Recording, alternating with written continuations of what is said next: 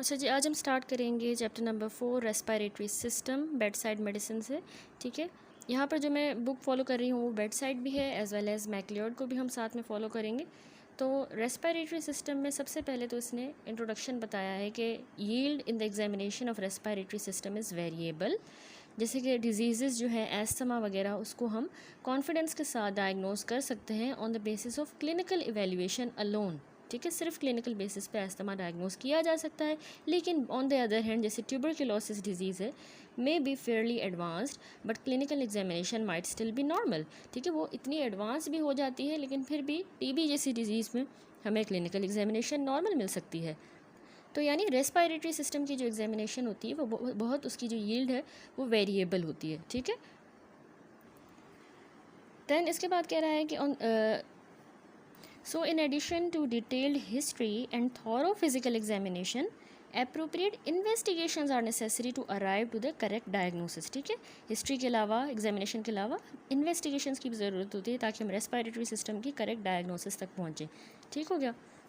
अच्छा जी, तो अब सबसे पहले आ जाते हैं हम एनाटमी पर। ठीक है, सरफेस एनाटमी एंड जो सारे उसके रिलेशन है एडजेसेंट स्ट्रक्चर्स के साथ वो डिस्कस करते हैं। ठीक है, पहले तो देखिए दोनों जो लंग्स हैं उनको डिवाइड किया गया है अपर और लोअर लोब्स के अंदर। अच्छा, मैक्लियोड से मैं आपको पिक्चर देख के समझाऊंगी तो आपको ज़्यादा अच्छे से समझ आएगा कि लंग्स को जो है देखें अपर और लोअर लोब्स में देखें डिवाइड किया गया है।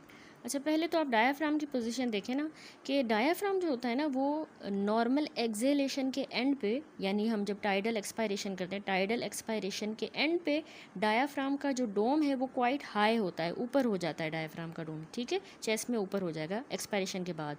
हमारी जो लंग की राइट साइड होती है वहाँ पर ये टिपिकली जो है फ्रंट पे 5वीं रिब जितना ऊपर चला जाएगा, 5th रिब तक। ठीक है, जबकि लेफ़्ट में जो डायफ्राम की पोजीशन होती है वो स्लाइटली लोअर होता है डायफ्राम। ठीक है, नॉर्मली भी वैसे डायफ्राम राइट साइड पे 5th रिब जितना होगा एंटीरियरली अगर हम उसको देखते हैं, और लेफ़्ट साइड पे उसका जो डोम है वो उससे थोड़ा सा नीचे होगा बनिस्बत लेफ़्ट साइड के, राइट साइड के। ठीक है, राइट साइड पे जो रिब्स हैं, लोअर लेटरल रिब्स, ये लिवर को ओवरले कर रही हैं, उसके ऊपर हैं। लेकिन लेफ़्ट साइड पे जो लोअर लेटरल रिब्स हैं ये स्टमक को और स्प्लीन को ओवरले कर रही होती हैं।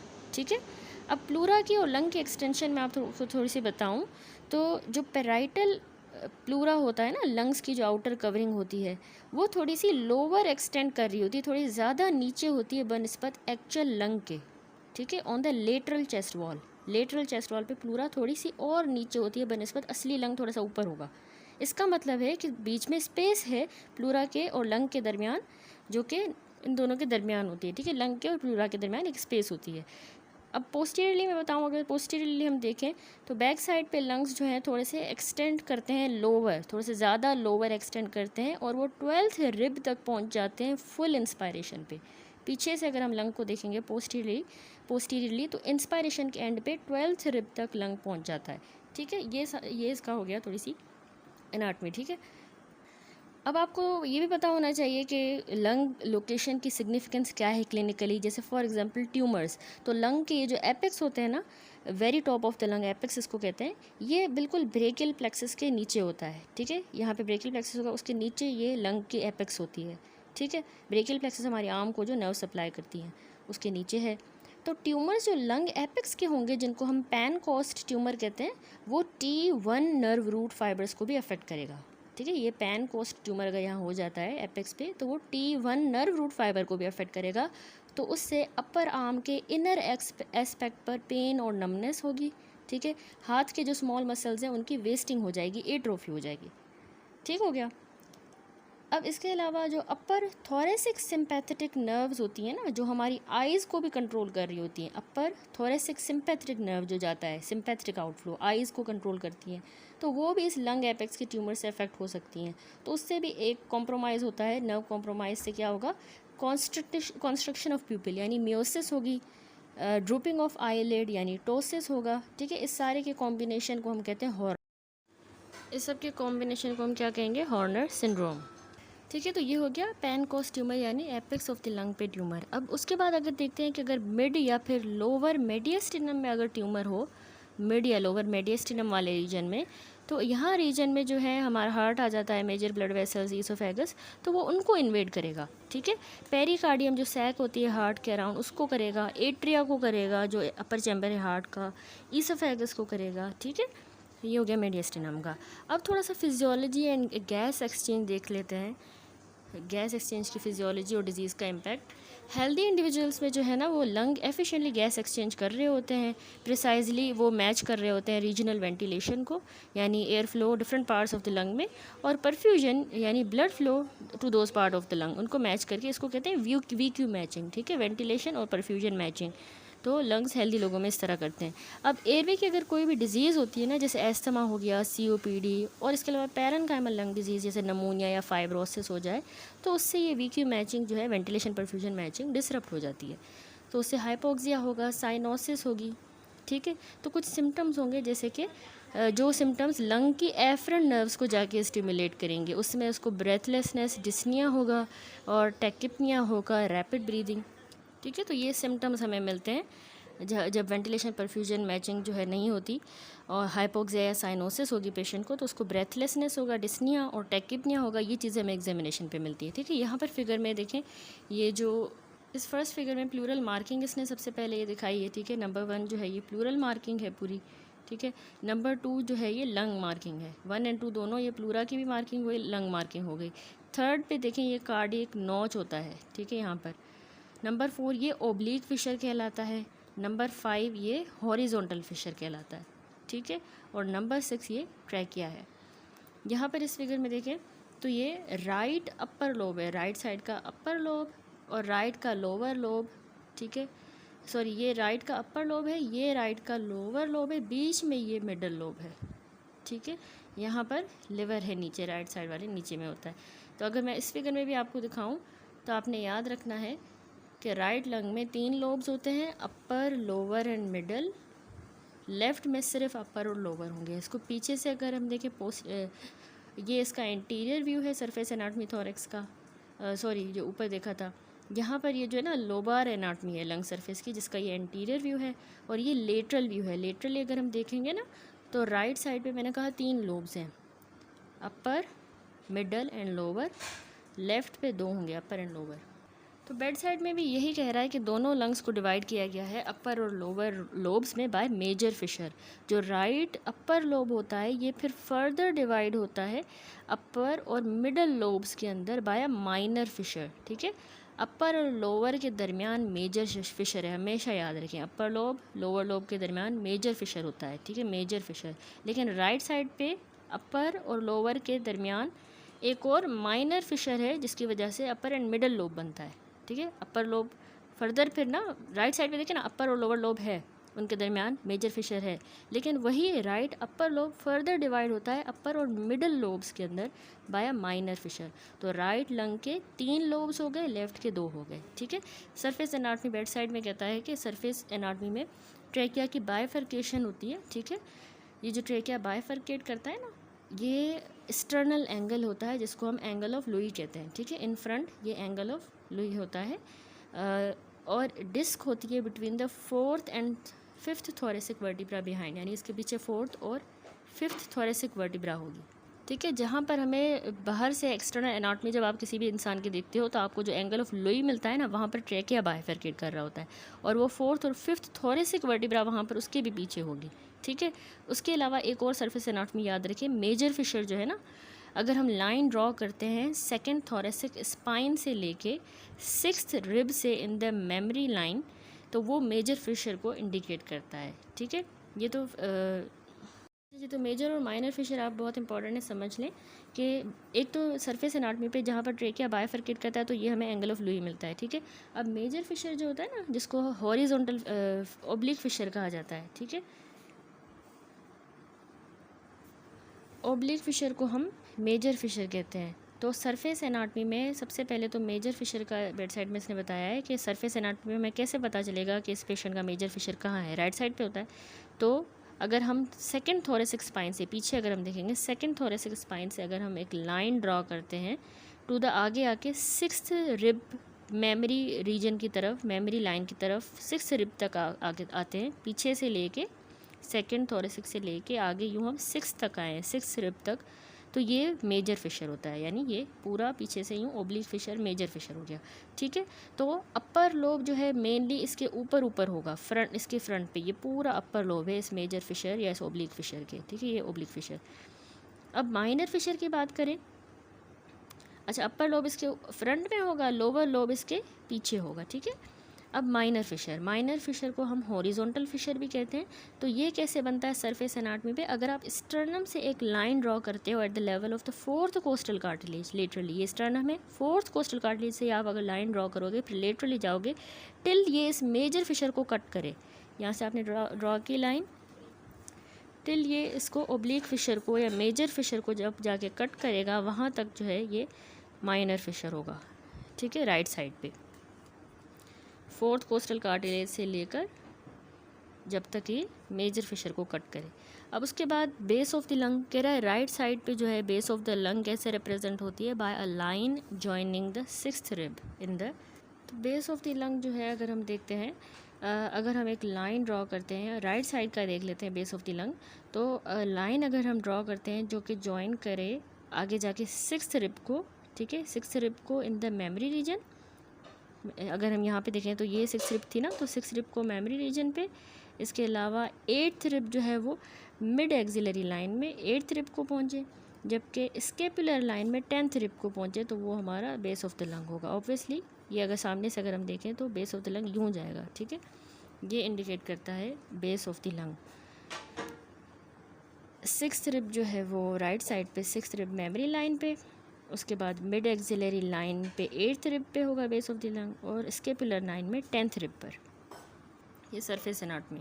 उसके बाद अब चलते हैं अगले टॉपिक पे, हिस्ट्री, ठीक है। हिस्ट्री के जो भी की फीचर्स होते हैं रेस्पिरेटरी सिस्टम में वो इस बॉक्स में समराइज़ हुए हैं, ठीक है। हिस्ट्री लेते वक्त आपने सबसे पहले प्रेजेंटिंग सिम्टम की हिस्ट्री लेनी है।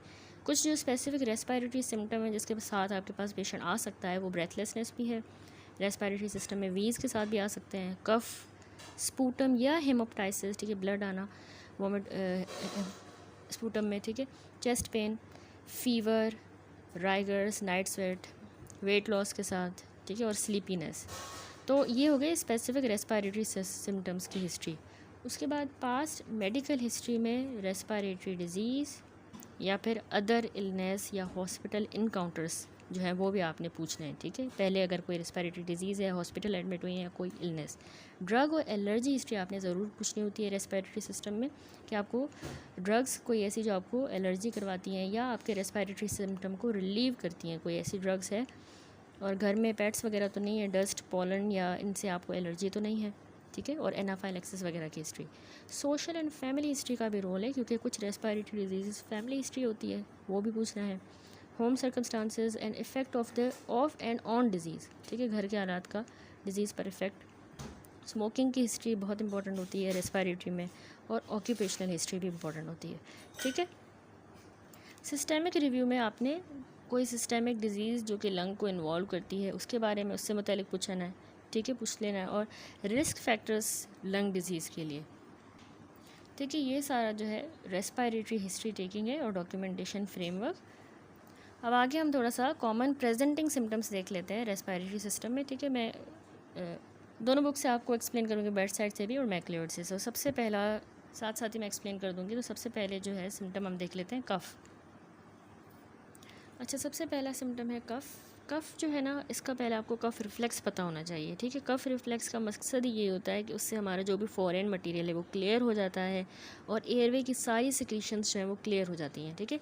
इसका मैकेनिज्म है, सबसे पहले हम इंस्पायरेशन करते हैं, ब्रीद इन करते हैं, और फिर एक्सपायरेटरी एफर्ट लगाते हैं against the closed glottis. Glottis बंद होता है, उसके अगेंस्ट एक्सपायरेटरी एफर्ट लगाते हैं जिसमें वोकल कॉर्ड्स ओपन होंगे, सडन ओपनिंग होगी ग्लॉटिस की, और रैपिड एक्सपायरेटरी फ्लो होगा जिसमें एक कैरेक्टरिस्टिक साउंड प्रोड्यूस होती है, और ये पूरा जो है मैकेनिज्म है कफ़ का, ठीक है। अच्छा, इसका ट्रिगर क्या होता है? कोई भी पैथोलॉजी जो है एनीवेयर अगर ब्रोंकियल ट्री में है तो वो कफ़ करवाएगी, ठीक है। तो सबसे पहले तो अक्यूट वर्सेस क्रोनिक कफ़ को कंपेयर अगर करें, अक्यूट कफ़ है, अक्यूट अभी हुई है, तो वो most commonly acute viral bronchitis की वजह से होती है, ठीक है। यूजुअली सेल्फ लिमिटिंग है, खुद सही हो जाती है हफ्तों से, दिनों से हफ्तों में, ठीक है। लेकिन जो क्रोनिक खांसी है, अगर इसको क्रोनिक कफ, तो वो आपने याद रखना है 3 हफ्तों से ज़्यादा होगी, मोर देन 3 वीक, ठीक है। उसमें फिर प्रॉम्प्ट इन्वेस्टिगेशन और अंडरलाइंग रेस्पिरेटरी डिजीज़ की इन्वेस्टिगेशन वगैरह ज़रूरी होती है, करनी होती है, ठीक है। ये एक्यूट क्रोनिक हो गया।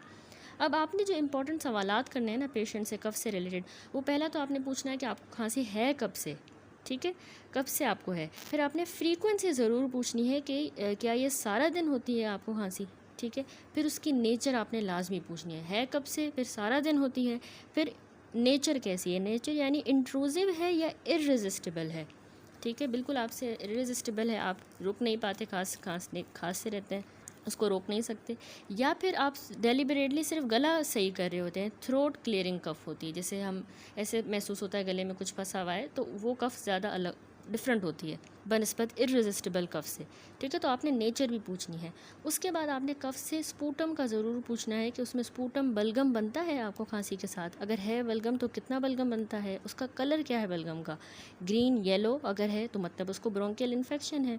बहुत ज़्यादा अगर वॉल्यूम बन रहा है बलगम का तो काफ़ी टाइम से, तो फिर वो ब्रोंकिएक्टेसिस हो सकता है, ठीक है। इस तरह आपने फिर स्पूटम का भी पूछना होता है। साथ ही फिर आप जो है कफ में हेमोप्टाइसिस पूछोगे कि आपको जो कफ हो रही है वो उसके साथ ब्लड आता है।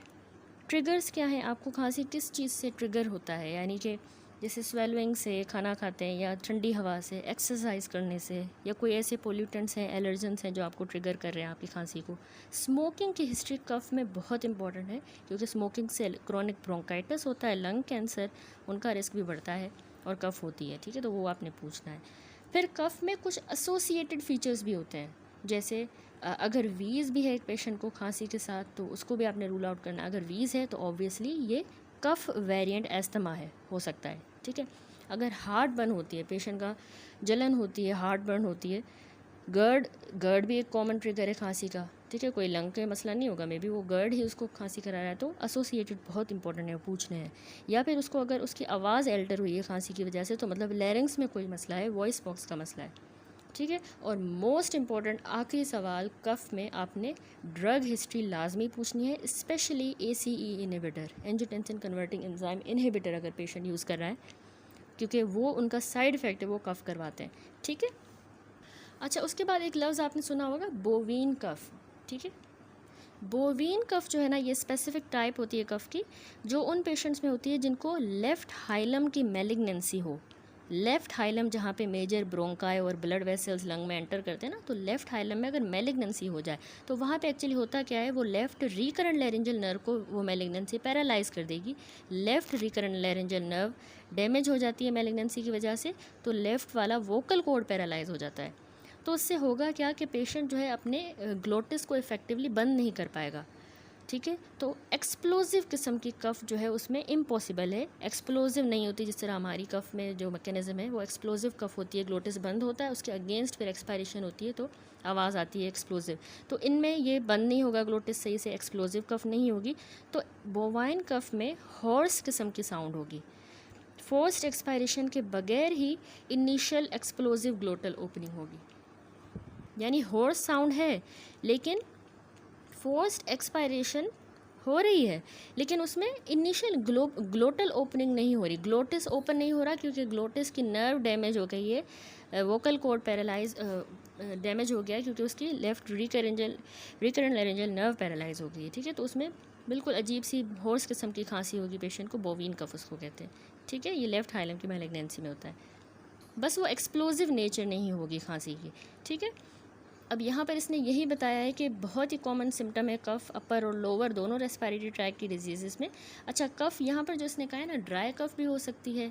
ड्राई कफ़ याद रखिए, जो प्रोडक्टिव नहीं होती, बलगम नहीं होता, वो उसमें आपने फेरेंजाइटिस याद रखना है, एस्थमा में भी। या प्रोडक्टिव कफ़ हो सकती है ड्राई, या फिर प्रोडक्टिव यानी बलगम होगा उसमें, ब्रोंकिएक्टेसिस एग्जाम्पल है, क्रोनिक ब्रोंकाइटिस में, और जब निमोनिया रिजॉल्व हो जाता है तो उसमें प्रोडक्टिव कफ़। उसके अलावा एक और टाइप होती है परसिस्टेंट कफ़, ठीक है। परसिस्टेंटली अगर किसी को कफ़ है तो उसमें फेरेंजाइटिस हो सकता है उसको मसला।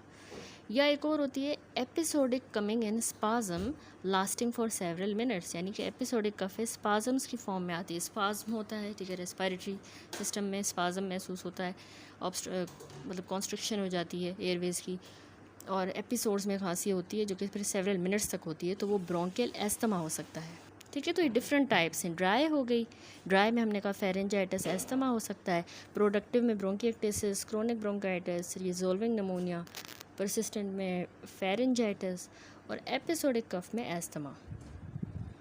अब शॉर्ट ड्यूरेशन की कफ जो है ना, वो due to upper respiratory tract infection, वो अगर शॉर्ट ड्यूरेशन की है तो वो सेल्फ लिमिटिंग है, खुद ही सही हो जाएगी। ये मैंने आपको बताया अक्यूट इसको कहते हैं। और क्रोनिक कफ जो कि मोर देन 8 वीक ड्यूरेशन की हो, वैसे मैक्लोइड में है कि 3 वीक से ज़्यादा अगर हो तो उसको क्रोनिक कहेंगे, लेकिन 8 वीक भी कहा जा सकता है, तो वो ऑलमोस्ट ऑलवेज किसी अंडरलाइंग रेस्पिरेटरी डिजीज़ का सिम्टम होती है, जैसे asthma, chronic bronchitis, carcinoma lung, tuberculosis, bronchiectasis. ठीक है, ये क्रोनिक डिजीज़ हो सकती हैं। नॉक्टर्नल कफ यानी रात के टाइम पे कफ होना, ये भी एक अर्ली सिम्टम है एस्थमा का। सिमिलरली सीजनल कफ भी एक फ़ीचर है एस्थमा का। नॉक्टर्नल कफ भी जो है एस्थमा का अर्ली सिम्टम है, और सीजनल कफ भी एस्थमा का ही एक सिम्टम है, सीजनल होती है। तो ये डिफरेंट इसने टाइप समझाई है कफ़ की। ठीक है, अब एक बहुत अच्छा टेबल बना हुआ था मैक्लोइड में, जिसमें क्रोनिक कफ़ के कॉजेज़ और उसके अकम्पनिंग क्लूज़ गिवन थे।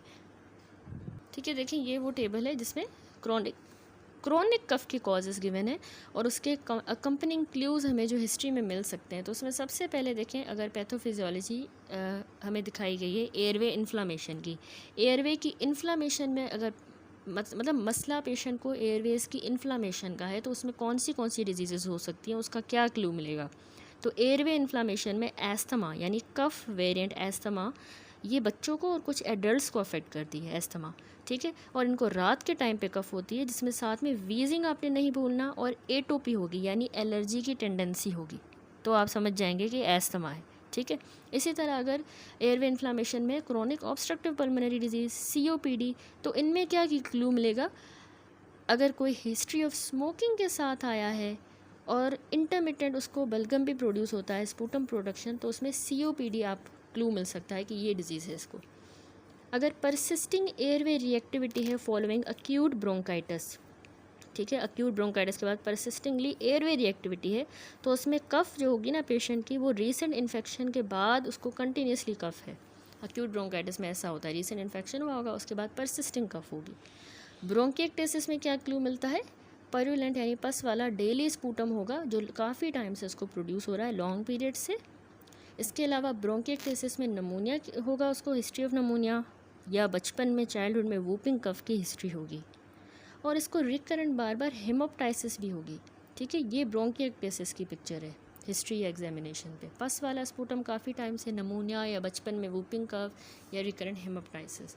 ठीक है, अब उसके बाद आ जाए लंग कैंसर वाला पेशेंट किस तरह की कफ़ के साथ आपके पास प्रेजेंट करेगा। लंग कैंसर में ना परसिस्टेंटली कफ़ होगी, हर वक्त परसिस्टेंट कफ़ रहती है। ठीक है, स्पेशली वो स्मोकर होगा, कभी ना कभी एनी टाइम उसको एनी हेमोप्टाइसिस भी हो सकती है। ठीक है, ब्लड आएगा, और नमूनिया जो कि 4 से 6 हफ्तों में सही नहीं हो रहा होगा, ऐसा नमूनिया होगा, 4 to 6 वीक में क्लियर नहीं होगा। ठीक है, ये लंग कैंसर की पिक्चर है। राइनाइटिस या पोस्ट नेज़ल ड्रिप, जो कि हम जैसे को नॉर्मली भी हो रहा होता है, तो उसमें कैसी कफ़ होगी, उसमें क्रोनिक स्नीजिंग होगी, छींकों की हिस्ट्री होगी, नेज़ल ब्लॉकेज, नाक बंद है और डिस्चार्ज भी हो रहा है नाक से। ठीक है, तो ये rhinitis with post nasal drip में इस तरह की कफ़ होगी, इसके साथ कफ़ होगी पेशेंट को। ठीक है, ईसोफेजल रिफ्लक्स की वजह से अगर उसको खांसी होती है, गर्ड की वजह से, तो उसमें उसको हार्ट बर्न की या एसिड रिफ्लक्स की हिस्ट्री होगी, खाना खाने के बाद बेंडिंग पे या लेटने पे उसको हार्ट बर्न होता है, और रात के टाइम पे और डे टाइम पे भी उसको कफ़ होती है, तो ये गर्ड को रिप्रेजेंट करता है। जिनको किसी ड्रग्स जैसे AC इनहिबिटर्स की वजह से कफ़ होगी, तो उनमें ड्रग हिस्ट्री मिलेगी आपको। ठीक है, AC इनहिबिटर वो यूज़ कर रहे होंगे। इंटरस्टिशियल लंग डिजीज़ में कैसी कफ़ होगी, इसमें आपने अच्छी तरह याद रखना है 2 बातें, एक तो क्रैकल्स और परसिस्टेंट ड्राई कफ़। इंटरस्टिशियल लंग डिजीज़ में परसिस्टेंटली पेशेंट को ड्राई कफ़ होती है, ड्राई, और उनके अस्कल्टेशन करेंगे आप तो आपको फाइन इंस्पायरेटरी क्रैकल्स मिलते हैं एट द लंग बेस पे, फाइन लेकिन इंस्पायरेटरी क्रैकल्स। लास्ट में इडियोपैथिक कफ़ का भी याद रखिए कि इडियोपैथिक में कोई भी साइंस की हिस्ट्री नहीं होती। ठीक है, कोई भी साइन नहीं मिलता, इन्वेस्टिगेशंस भी नेगेटिव होती हैं, तो ये डायग्नोसिस ऑफ एक्सक्लूजन होता है। ठीक है, तो इसमें इसको कहते हैं इडियोपैथिक कफ़ है। दैट्स इट, ये कंप्लीट हुआ टॉपिक। ठीक है, कफ़ का। अब अगला जो सिम्टम है वो है स्पूटम। अच्छा देखिए, स्पूटम जो है ना, उसकी कैरेक्टरिस्टिक्स हमने हमेशा नोट करनी होती है रेस्पिरेटरी डिजीज़ वाले पेशेंट में जिसको बलगम प्रोड्यूस हो रहा है। तो सबसे पहले तो याद रखें, नॉर्मल हमारा एयरवे में फ्लूइड भी होता है हेल्दी लोगों में, हेल्दी इंडिविजुअल्स में। जो ट्रैकियोब्रोंकाइल ट्री यानी एयरवेज की लाइनिंग फ्लूइड है ना, वो कॉन्स्टेंटली हमारा मूव हो रहा होता है म्यूकोसीलियरी एस्केलेटर की मदद से, अपवर्ड मूव हो रहा होता है, ठीक है। फिर वो फ्लूइड जो है मिक्स होता है हमारे अपर रेस्पिरेटरी ट्रैक के सिक्रीशंस और स्लाइवा के साथ लैरिंग्स के अंदर, और फिर हम उसको स्वेलो कर लेते हैं, ठीक है। ये नॉर्मल है और हमारा अनकॉन्शियस प्रोसेस है, हमें नहीं पता, लेकिन ये हो रहा है ट्रैकियोब्रोंकियल ट्री में। ये ऊपर जा रहा है म्यूकोसीलियर एस्केलेटर की मदद से, और फिर वहाँ पे स्लाइवा वगैरह से मिक्स होकर हम उसको स्वेलो कर लेते हैं। लेकिन डिजीज़ में स्पूटम जो है ना, जब डिजीज़ होगी, इन्फेक्शन या इन्फ्लामेशन, तो तब इन्फ्लामेटरी सेल्स एक्यूमुलेट हो जाते हैं, बहुत सारा म्यूकस भी और प्रोटीन रिच सिक्रीशंस एयरवे में, ठीक है। इन्फ्लामेटरी सेल्स में म्यूकस होगा, उसमें प्रोटीन रिच सिक्रीशंस होंगी एयरवे में। तो ये एक्यूमुलेशन कफ करवाती है, ठीक है। उन एक्यूमुलेशंस की वजह से खांसी होगी, एक्सपल्जन्स होगी इन सिक्रीशंस की, उनको बाहर निकालने के लिए हमें खांसी होती है, और उसको हम कहते हैं स्पूटम यानी बलगम, ठीक है। अब इसकी क्लिनिकल इंपॉर्टेंस ये है कि इसकी एग्जामिनेशन मैंने आपको बताया, इसको नोट करना, इसकी कैरेक्टरिस्टिक्स को, जिसमें इसका कलर, स्पूटम का वॉल्यूम, इसकी कंसिस्टेंसी बहुत ज़रूरी होती है, ताकि हम उससे पैथोलॉजी का पता लगाते हैं और ट्रीटमेंट गाइड करते हैं, ठीक है। स्पूटम की डायरेक्ट ऑब्जर्वेशन भी रेकमेंड की जाती है ताकि पेशेंट की डिस्क्रिप्शन को वेरीफाई किया जाए। तो कुछ कैरेक्टरिस्टिक अभी हम देखेंगे स्पूटम की, जो कि पैथोलॉजी का इंडिकेटर होते हैं। प्रॉपर असेसमेंट के लिए आपको जो है स्पूटम खुद चेक करना चाहिए बेड साइड पे जाके, ठीक है। तो सबसे पहले देखें अमाउंट यानी वॉल्यूम जिसको हम कहते हैं, तो बहुत इंपॉर्टेंट है, आप स्पूटम का वॉल्यूम जो है ना वो 24 घंटों में असेस करो, ठीक है। और कैसे, एग्जांपल आप पेशेंट से पूछोगे कि आपको चम्मच जितना स्मॉल अमाउंट प्रोड्यूस हुआ है, या चम्मच जितना, या एग कप, या एक कप जितना, कितना स्पूटम, तो आपने इस तरह से वॉल्यूम असेस करना है, ठीक है। अब एग्जैक्ट मेजरमेंट के लिए आप पेशेंट को कहोगे कि वो स्पूटम को एक ग्रेजुएटेड कंटेनर में कलेक्ट करे फॉर द 24 आवर्स। अब इसने थोड़ा सा बताया है कि लार्ज अमाउंट ऑफ जो स्पूटम होता है ना, वो ब्रोंकिएक्टेसिस में हमें मिलेगा, और लंग एब्सेस के पेशेंट में लार्ज अमाउंट। थोड़ा सा अगर स्पूटम है और थिक स्पूटम है तो वो एस्थमा का फीचर होगा, ठीक। तो हमने कहा कि हम स्पूटम को 24 घंटों में असेस कर रहे होते हैं कि कितनी अमाउंट है। फिर हमने कंपेयर करना होता है कि अभी जो करंट वॉल्यूम है उसको पेशेंट के बेसलाइन वॉल्यूम से, वॉल्यूम ऑफ स्पूटम से कंपेयर करना होता है, स्पेशली क्रोनिक कंडीशंस में, जहाँ पर पेशेंट जो है कुछ स्पूटम प्रोड्यूस कर सकता है, ऑलवेज़ कुछ ना कुछ स्पूटम प्रोड्यूस कर रहा होता है। तो अगर हमें बेसलाइन से इंक्रीज़ मिल रहा है तो वो सिग्निफिकेंट है, ठीक है। फिर वॉल्यूम को कंपेयर करते हैं। दूसरी कैरेक्टरिस्टिक है उसका कलर। स्पूटम का वॉल्यूम देख लिया, अब कलर जो होगा ना या कैरेक्टर, उसमें स्पूटम पेशेंट का क्लियर भी हो सकता है, क्लियर यानी म्यूकोइड, ठीक है। येलो भी हो सकता है यानी म्यूको परुलेंट, ग्रीन होगा तो उसको परुलेंट कहेंगे, पिंक होगा तो उसको सीरस या फ्रोदी कहेंगे, और इसके अलावा एक और होता है रेड या ब्राउन जिसको रस्टी कहते हैं, ठीक है, जो इसमें नहीं लिखा होगा। तो याद रखें कि सबसे पहले क्लियर देखें, क्लियर वाला पहले देख लेते हैं, यानी म्यूकोइड। अब म्यूकोइड यानी क्लियर स्पूटम आपने याद रखना है, वाइट कलर का होता है, और ये हमें क्रोनिक कंडीशंस में मिलता है, जैसे COPD, chronic obstructive pulmonary disease, ठीक है, उसमें क्रोनिक ब्रोंकाइटिस भी आ गया, या फिर ब्रोंकिएक्टेसिस में विदाउट करंट इन्फेक्शन। अगर ब्रोंकिएक्टेसिस में भी इन्फेक्शन नहीं हुआ ना तो वो क्लियर ही होता है, म्यूकोइड ही होता है, ठीक है। ये इसेंशियली सिर्फ म्यूकस होता है, ठीक है।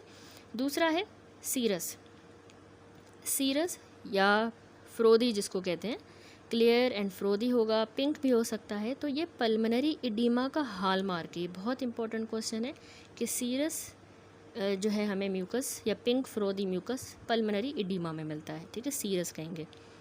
तो ये एक्चुअली हार्ट फेलियर की वजह से बनता है, ठीक है। फ्रोदी नेचर इस इंडिकेट कर रही है कि इसमें फ्लूइड के साथ एयर मिक्स हो जाती है, ठीक। देन अगली टाइप है परुलेंट, पस वाला। पस वाला जो होगा वो ग्रीन होगा, परुलेंट ग्रीन होगा, येलो हम म्यूको परुलेंट को कहते हैं, ठीक है। ये ग्रीन है परुलेंट म्यूको, और ये स्ट्रॉन्ग इंडिकेटर है, ग्रीन कलर मिल रहा है अगर हमें तो उसको पेशेंट को अभी करंट बैक्टीरियल इन्फेक्शन चल रहा है, या तो अक्यूट डिजीज़ है या क्रोनिक कंडीशन की एग्जासर्बेशन हुई है, जैसे सीओपीडी या ब्रोंकिएक्टेसिस की। ठीक है, ब्रोंकिएक्टेसिस और सीओपीडी में ना कलर और वॉल्यूम ग्रीन स्पूटम का हम यूज़ कर रहे होते हैं ताकि हम एंटीबायोटिक्स डिसाइड करें। ठीक है, एस्थमा में ये म्यूकोपरुलेंट स्पूटम जो है ये यूजिनोफिल्स की वजह से भी हो सकता है। ठीक है, यूजिनोफिल्स की वजह से, यूजिनोफिल्स अगर स्पूटम में है एस्थमा में, तो उसकी वजह से हमें म्यूकोपरुलेंट मिल सकता है। नॉट नेसेसरीली वो बैक्टीरियल इन्फेक्शन नहीं है, क्योंकि एस्थमा है तो एस्थमा में यूजिनोफिल्स ने उसके कलर को म्यूकोपरुलेंट कर दिया है, येलो कलर कर दिया है। ठीक है, ये एक बात याद रखें। यहाँ पे भी इसने ये बताया कि ब्रोंकिएक्टेसिस, सीओपीडी, नमूनिया, लंग एब्सेस में पस वाला परुलेंट होगा, और म्यूकोपरुलेंट हम येलो को कहते हैं। तो ये कॉम्बिनेशन होता है म्यूकोइड का और परुलेंट का। अक्यूट जो लोअर रेस्पिरेटरी ट्रैक इन्फेक्शंस हैं या फिर एस्थमा, ठीक है, एस्थमा में भी हमें म्यूकोपरुलेंट मिलता है। तो येलो कलर इसका इन्फ्लामेटरी सेल्स की वजह से हुआ है। यहाँ पर इसने क्रोनिक ब्रोंकाइटिस में भी लिखा है सेकेंडरी इन्फेक्शन के साथ। इसके अलावा एस्थमा याद रखें, और acute lower respiratory tract infections, उसमें येलो या म्यूकोपरुलेंट स्पूटम होगा। ये कलर की कैरेक्टरिस्टिक्स हो गई। यहाँ पर ये फिगर देखें, इसमें स्पूटम की अपीयरेंस दिखाई गई है डिजीज़ में। ए फिगर में ये पूरा कलर चार्ट है स्पूटम परुलेंस का, जो ब्रोंकिएक्टेसिस में हम यूज़ करते हैं। ठीक है, ये देखें म्यूकोइड है, म्यूकोपरुलेंट, और ये बिल्कुल परुलेंट। यहाँ पर जो है रस्टी रेड स्पूटम दिखाया गया है न्यूमोकोकल नमूनिया में। रस्टी रेड इस तरह का होगा, और ये एस्थमा के पेशेंट का म्यूकस प्लग दिखाया गया है। ये सारी म्यूकस यानी बलगम की पिक्चर्स हैं, इस तरह कलर देखा जाएगा। चौथा कंपोनेंट आता है इसकी विस्कोसिटी। ठीक है, सॉरी तीसरा कंपोनेंट। पहला तो हो गया हमने सबसे पहले जो है इसकी वॉल्यूम देखा, फिर कलर देखा स्पूटम का। अब जो है हम उसकी देख रहे हैं कंसिस्टेंसी कैसी है। तो बहुत ज़्यादा अगर स्टिकीनेस है या फर्म प्लग्स हैं या फ्रोदी सिक्रीशन है, तो याद रखें स्टिकीनेस बहुत ज़्यादा है, अगर विस्कोसिटी ज़्यादा है तो वो ब्रोंकिएक्टेसिस की ही एग्जासर्बेशन हुई है। ठीक है, तो तभी वो थिक सा स्टिकी सा विस्कोसिटी ज़्यादा हुई है, ब्रोंकिएक्टेसिस की एग्जासर्बेशन हुई। जहाँ पे एयरवेज एबनॉर्मली वाइडन हो जाते हैं और इन्फेक्शन को प्रोन होते हैं, तो उसमें थिक और स्टिकी और म्यूकस होगा। दूसरा फर्म प्लग्स, जो मैंने आपको पिक्चर भी दिखाई, फर्म प्लग्स एस्थमा के पेशेंट में बनता है। वो प्लग जो है ना एलर्जिक कंडीशन, यानी इस तरह के जो प्लग्स हैं वो अंडरलाइन कंडीशन को भी इंडिकेट करते हैं। एलर्जिक ब्रोंकोपल्मोनरी एस्परजिलोसिस को, जो फंगस की वजह से एलर्जिक रिएक्शन हो जाता है, फंगस एयरवे में ग्रो कर रहा होता है, तो उसमें भी हमें ये प्लग मिलता है एस्थमा और ABPA में। तीसरी कंसिस्टेंसी होती है एक विस्कोसिटी ज़्यादा, प्लग्स बनना। तीसरा फ्रोदी सिक्रीशंस, अगर लार्ज वॉल्यूम ऑफ फ्रोदी सिक्रीशन बने हफ्तों से महीनों में, तो ब्रोंकियो एल्वियोलर सेल कार्सिनोमा में भी ये मिलता है। रेयर है लेकिन एक नोटेबल फीचर है ब्रोंकियो एल्वियोलर कार्सिनोमा का, कि उसमें हमें लार्ज वॉल्यूम ऑफ फ्रोदी सिक्रीशन मिलती है। बेड साइड में एक और इसने कंपोनेंट बताया है कि अच्छा, वैसे स्पूटम की विस्कोसिटी में इसने सिर्फ यहाँ पर तो यही बताया कि विस्कस होता है, टेनेशियस और difficult to cough up in the bronchial asthma. तो प्लग बना होता है, फर्म प्लग, जो मैंने आपको बताया बाहर नहीं निकल रहा होता। बाकी कैरेक्टरिस्टिक भी मैंने आपको बताई कि ABPA में भी इस तरह का मिलता है फर्म प्लग। और large volume frothy secretion, bronchio alveolar cell carcinoma आपने नहीं भूलना। ठीक है, और ब्रोंकिएक्टेसिस में भी विस्कोसिटी ज़्यादा होती है। अब चौथा इसने कंपनी एक और ऑर्डर भी बताया है कि जो फाउल स्मेलिंग स्पूटम होता है वो ब्रोंकिएक्टेसिस में हमें मिलता है, और लंग एब्सेस में, जहाँ पे एनएरोबिक बैक्टीरिया का इन्फेक्शन हो जाता है। ठीक है, दैट्स इट। अब अगला क्लिनिकल फीचर जो है प्रेजेंटिंग सिम्टम जिसके साथ हमारे पास पेशेंट आ सकते हैं, वो है हेमोप्टाइसिस।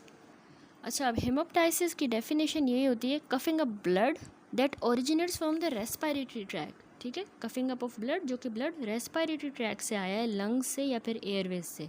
तो ये इंपॉर्टेंट है कि हमने हेमोप्टाइसिस की ड्यूरेशन पूछनी है, कब से आपको ये ब्लड आ रहा है, ठीक है, कफ में, और उसकी अमाउंट कितनी है, कितना फ्रीक्वेंटली आता है, और टाइप्स आपने देखनी है। ठीक है, तो एक वार्निंग है कि इवन अगर हमें सीवियर कफ्स की वजह से भी वो लग रहा है, तो उसको कभी भी आप बिनाइन नहीं कंसीडर करोगे कि भाई ये हार्मलेस है, ऐसा कभी भी नहीं करना। ठीक है, स्पेशली ये ट्रू स्मोकर्स के लिए बहुत इंपॉर्टेंट है, जहाँ पे लंग कैंसर एक बहुत ज़्यादा सिग्निफिकेंट कंसर्न होता है। तो इसलिए जब भी हेमोप्टाइसिस का पेशेंट आता है तो थोरो इन्वेस्टिगेशन रिक्वायर्ड होती है, और हम मैलिग्नेंसी जैसी कंडीशंस को हमने रूल आउट करना ज़रूरी होता है। ठीक है, तो डिफरेंट टाइप्स हैं हेमोप्टाइसिस की। एक होती है फ्रैंक हेमोप्टाइसिस, ठीक है। इसके अलावा blood stained sputum, blood streaked sputum और रस्टी स्पूटम, ठीक है। तो फ्रैंक हेमोप्टाइसिस जो होती है ना, उसमें प्योर ब्लड का फप होता है, प्योर ब्लड। तो ब्रोंकिएक्टिसिस में इस तरह प्योर ब्लड आएगा। पल्मोनरी इन्फार्क्शन में, ट्यूबरकुलोसिस में फ्रैंक हेमोप्टाइसिस, और कभी कभार माइट्रल स्टीनोसिस में भी हमें मिलती है फ्रैंक हेमोप्टाइसिस। ठीक है, तो ये आपने सारे कॉजेज याद रखने हैं फ्रैंक हेमोप्टाइसिस के, bronchiectasis, pulmonary infarction, tuberculosis and sometime mitral stenosis. जो ब्लड स्टेन्ड स्पूटम है, ब्लड उसमें मिक्स्ड होता है स्पूटम के साथ, तो उसमें बहुत दो डिजीज़ेस हैं। ट्यूबरकुलोसिस में मिक्स होगा और ब्रोंकस के कार्सिनोमा में ब्लड स्टेन्ड स्पूटम होगा। ठीक है, वहाँ फ्रैंक देखा, अब यहाँ पे ब्लड स्टेन्ड। तीसरा ब्लड स्ट्रीक्ट होता है, यानी सिर्फ स्पूटम की साइड्स पे ब्लड लगा हुआ है तो उसको ब्लड स्ट्रीक्ट कहेंगे। कहाँ पे लगा होगा? साइड्स ऑफ द स्पूटम पे। तो ये अक्यूट या क्रॉनिक ब्रोंकाइटिस में हमें मिलता है। फिर लास्ट है रस्टी स्पूटम। रस्टी जो होगा ना, वो गोल्डन कलर, येलो कलर का होता है, क्योंकि हीमोग्लोबिन डिग्रेड हो गया है। गोल्डन येलो कलर का स्पूटम होगा, तो वो न्यूमोकोकल नमूनिया, उसमें आपने नहीं भूलना, गोल्डन येलो कलर का स्पूटम हो जाता है हीमोग्लोबिन की ब्रेकडाउन की वजह से, उसको रस्टी स्पूटम कहते हैं, और वो न्यूमोकोकल नमूनिया में हमें मिलता है। ठीक है, टेबल याद कर लें। Frank haemoptysis, bronchiectasis, pulmonary infarction, tuberculosis and mitral stenosis. Frank haemoptysis का मतलब ये है कि खांसी में ही ब्लड आ रहा है, ब्लड स्पूटम वगैरह के साथ मिक्स है, ऐसा चक्कर नहीं, बिल्कुल ब्लड आ रहा है खांसी के साथ, तो वो ब्रोंकिएक्टिसिस है। पल्मोनरी इन्फार्क्शन आपने याद रखना है, ट्यूबरकुलोसिस या तो है, या फिर माइट्रल स्टीनोसिस। फिर ब्लड स्टेन्ड अगर स्पूटम है, ब्लड और स्पूटम मिक्स्ड हैं, तो वो टीबी और कार्सिनोमा ऑफ द ब्रोंकस। लेकिन अगर ब्लड स्ट्रीक्ट स्पूटम है, साइड्स पे सिर्फ ब्लड लगा हुआ है स्पूटम के, तो वो क्रॉनिक ब्रोंकाइटिस। और रस्टी स्पूटम में न्यूमोकोकल नमूनिया। ठीक है, तो अब कुछ जो इम्पॉर्टेंट बातें इसने नहीं बताई कि हेमोप्टाइसिस में सबसे पहली बात, हिस्ट्री आपने किस तरह लेनी होती है। तो बहुत इंपॉर्टेंट है कि आप डिफ्रेंशिएट करें कि इस पेशेंट को ट्रू हेमोप्टाइसिस है या कहीं और से माउथ से ब्लड आ रहा है। तो आपने देखना है कि वो ब्लड अगर वोमिटस में है तो वो जीआईटी से होगा, एपिस्टेक्सिस हो रही है तो वो नोज़ ब्लीडिंग हो सकती है। ठीक है, गले में फिर पीछे बह रही है, फिर वो खांसने से बाहर आ रही है, तो एपिस्टेक्सिस भी हो सकता है। या गम की डिजीज़ हो सकती है, टूथ ब्रशिंग वगैरह की वजह से, या गम की कोई डिजीज़, उससे ब्लड भी हो सकता है। तो आपने सोर्स ज़रूर देखनी है कि ब्लड आ कहाँ से रहा है। फिर आपने इसमें भी ब्लड की कैरेक्टरिस्टिक देखनी है कि वो कब अपीयर हुआ, ऑनसेट कब हुआ, ड्यूरेशन कब टाइम से है, कितना ब्लड है। ये बहुत क्रिटिकल इंडिकेटर है सीवियरिटी का, कि कितना अमाउंट, कितनी है ब्लड की वॉल्यूम। ठीक है, हेमोप्टाइसिस में साथ में और सिम्टम्स उस टाइम पे कौन से हैं, और अक्यूट है या क्रॉनिक है, तो टाइम पीरियड भी आपने पूछना होता है। ठीक है, कुछ स्पेसिफिक क्लूज़ होते हैं हेमोप्टाइसिस के। एक आप बात याद रखें, ठीक है, इंपॉर्टेंट पॉइंट्स मैं आपको मैक्लोइड से बता रही हूँ, कि अगर पेशेंट को फीवर या इन्फेक्शन के सिम्टम्स हैं, बुखार भी है, तो उसमें अक्यूट या क्रोनिक ब्रोंकियल इन्फेक्शन है, जिसमें टीबी भी जो है ना बहुत इंपॉर्टेंट कॉज है हेमोप्टाइसिस का। ठीक है, इसके अलावा रिकरेंट अगर बार बार ब्लड स्ट्रीक हो रही हैं, blood streaks in the clear sputum, तो ये रेड फ्लैग होता है, और इसको लंग कैंसर के लिए भी एक अर्जेंट इन्वेस्टिगेशन है। ठीक है, बार बार रिकरेंटली उसको ब्लड स्ट्रीक्स आ रही हैं क्लियर स्पूटम में, स्पूटम क्लियर है लेकिन साइड्स पे ब्लड लगा हुआ है, तो ब्लड स्ट्रीक हमने जो है वो क्रोनिक ब्रोंकाइटिस तो कहा था, लेकिन लंग कैंसर भी है। लेकिन अगर रिकरेंट ब्लड स्ट्रीक्स हैं पस वाले स्पूटम में, सालों से ऐसा है, ठीक है, परुलेंट स्पूटम है और उसमें ब्लड स्ट्रीक्स हैं, तो ये भी हाईली सजेस्टिव है ब्रोंकिएक्टेसिस का, क्योंकि उसमें पस वाला स्पूटम में ब्लड स्ट्रीक्स हैं, तो वो ब्रोंकिएक्टेसिस है। सडन एपिसोड्स अगर होते हैं हेमोप्टाइसिस के, अचानक से हेमोप्टाइसिस हुआ है जिसमें साथ में पेशेंट को प्लूरिटिक पेन है और वो ब्रेथलेसनेस भी हो रहा है, तो ये ट्रायड जो सिम्टम्स का है ना, ये पल्मोनरी एम्बोलिज्म को इंडिकेट करता है। अचानक से हेमोप्टाइसिस हुई है, ब्रेथलेसनेस भी हो रही है, और प्लूरिटिक पेन, ब्रेथलेसनेस, प्लूरिटिक पेन और हेमोप्टाइसिस, ये पल्मोनरी एम्बोलिज्म को इंडिकेट करता है। तो ये कुछ स्पेसिफिक क्लूज़ थे, जिसमें फ़ीवर वगैरह अगर साथ है, तो और ब्लड आ रहा है हेमोप्टाइसिस है तो टीबी हो सकता है। ब्लड स्ट्रीक्स क्लियर स्पूटम में है तो वो लंग कैंसर हो सकता है। ब्लड स्ट्रीक अगर परुलेंट स्पूटम में है तो ब्रोंकिएक्टेसिस, और अगर प्लूरिटिक पेन, ब्रेथलेसनेस, हेमोप्टाइसिस का ट्रायड है तो वो पल्मोनरी एम्बोलिज्म। उसके बाद एक छोटा सा टॉपिक इसी में हेमोप्टाइसिस से रिलेटेड है, मैसिव हेमोप्टाइसिस, यानी जिसको हम लार्ज वॉल्यूम हेमोप्टाइसिस कहते हैं। तो याद रखिए, अगर कफिंग ऑफ ब्लड में मोर देन 20 ml यानी 20 ml से ज़्यादा ब्लड अगर आता है तो उसको मैसिव हेमोप्टाइसिस या लार्ज वॉल्यूम हेमोप्टाइसिस कहते हैं। 20 ml तकरीबन 1.5 टेबल स्पून बनता है, उससे ज़्यादा अगर आता है तो ये मैसिव हेमोप्टाइसिस है। ठीक है, तो ये इंडिकेट करता है स्पेसिफिक या सीरियस अंडरलाइंग कॉज, जिसमें लंग कैंसर हो सकता है। एक तो लंग कैंसर ने पल्मोनरी वेसल को एरोड कर दिया है, ठीक है, तो ये उसकी वजह से ब्लीडिंग हो रही है। या फिर इसमें ब्रोंकिएक्टेसिस हो सकता है, जैसे सिस्टिक फाइब्रोसिस में एयरवे डायलेट हो गए हैं और वो एयरवेज डायलेट हो जाते हैं ब्रोंकिएक्टेसिस में, और उनके फ्रेजाइल ब्लड वेसल्स होती हैं जो हैवीली ब्लीड करेंगी। ठीक है, सिस्टिक फाइब्रोसिस जो है उसमें भी सीवियर ब्रोंकिएक्टेसिस होती है, तो एक ये भी हो सकती है।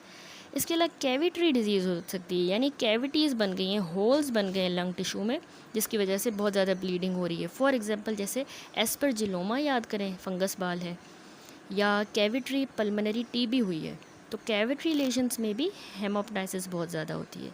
इसके अलावा पल्मोनरी वास्कुलाइटिस, लंग्स की अगर वास्कुलाइटिस है, रप्चर होंगी, ब्लीडिंग होगी, तो उसमें इन्फ्लामेशन होगी, तो उसमें भी मैसिव हेमोप्टाइसिस मिलती है पल्मोनरी वास्कुलाइटिस में। और एक और इम्पॉर्टेंट, पल्मोनरी एवी मेलफॉर्मेशन, पल्मोनरी आर्टरियोवेनस मेलफॉर्मेशन, जिसमें आर्टरी और वेन का एबनॉर्मल कनेक्शन बन जाता है और हेमोप्टाइसिस होती है। हेमोप्टाइसिस के बाद अगला जो सिम्टम है वो डिस्कस कर लेते हैं, which is the chest pain.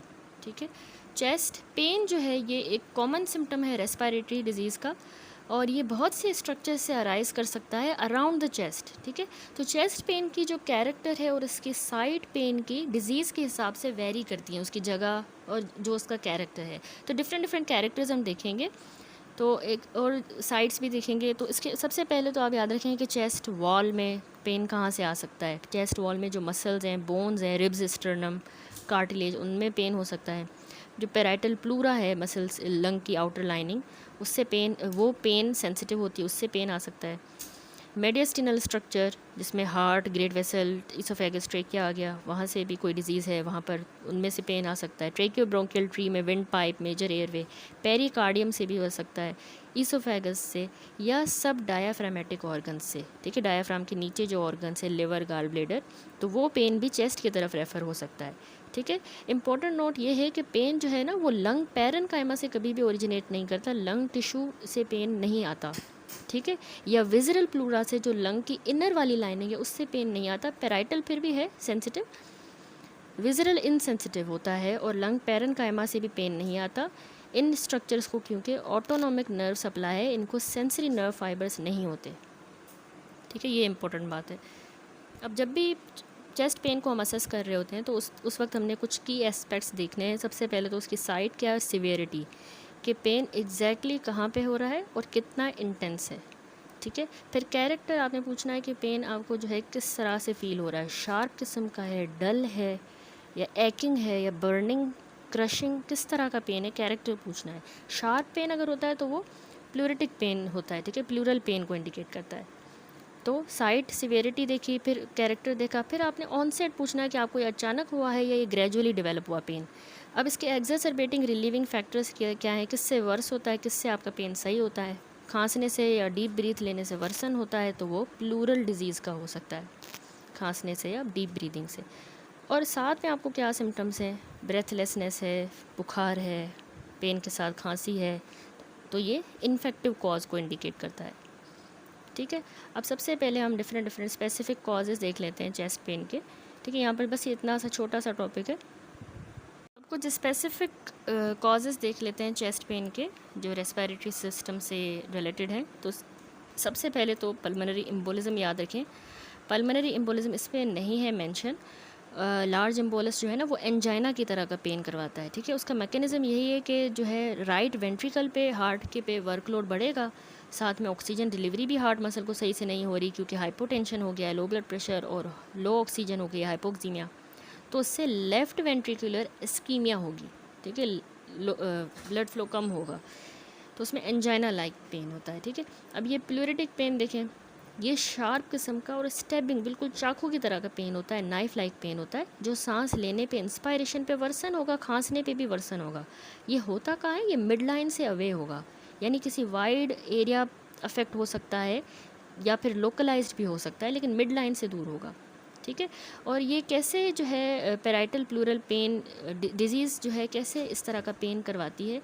एक तो नमूनिया और पल्मोनरी इन्फार्क्ट, उसमें क्या है, प्लूरा की इन्फ्लामेशन हो रही है, तो प्लूरिटिक है ना, प्लूरा की इन्फ्लामेशन हो जाती है या अडेशंस बन जाते हैं, स्कार बनता है, तो प्लूरा खिंचता है ब्रीदिंग के दौरान, ट्रैक्शन होती है, तो उसकी वजह से ये पेन होता है। इसके अलावा न्यूमोथोरेक्स में, स्पॉन्टेनियस न्यूमोथोरेक्स में प्लूरा का मैकेनिकल डिस्टोर्शन हो गया है, क्योंकि लंग कोलैप्स हो गया है, तो प्लूरा भी खींच के आ गई है, तो डिस्टोर्ट हो गई है, तो उसमें भी होगा प्लूरिटिक पेन।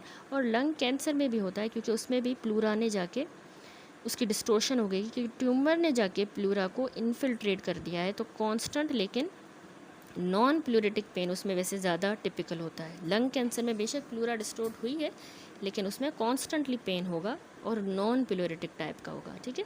यहाँ पे भी ये कह रहा है प्लूरिसी इसको कहते हैं, और साइड्स ऑफ द चेस्ट में महसूस होता है, ब्रीदिंग कफिंग से वर्सन, स्पॉन्टेनियस न्यूमोथोरेक्स में अचानक से सिवियर शार्प पेन होगा, फिर टाइटनेस महसूस होगी चेस्ट के फ्रंट पे, ठीक है। दूसरा जो है वो है मस्कुलोस्केलेटल चेस्ट पेन। मस्कुलोस्केलेटल है मतलब अंदर लंग्स वगैरह पे मसला नहीं है, मस्कुलोस्केलेटल है, तो उसमें एक वजह ट्रॉमा हो सकती है, कोई चोट वगैरह लगी है चेस्ट पे, या बहुत ज़्यादा फोर्सफुली खांसने से भी होता है, या कनेक्टिव टिश्यू की अगर कोई डिजीज़ है तो उसमें ये इस तरह का पेन होगा।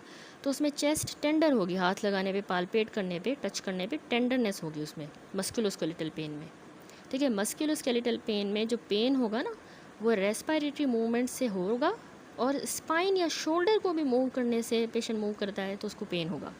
साथ में सॉफ्ट टिश्यू की या इंजरी हो सकती है रिब्स वगैरह की, ठीक है, फ्रैक्चर ऑफ रिब या रिब्स पे metastatic deposit, costochondritis, spinal root lesion, herpes zoster, जो भी रिब्स वगैरह को ये अफेक्ट करती हैं डिजीज़, तो उनकी वजह से भी ये हो सकता है।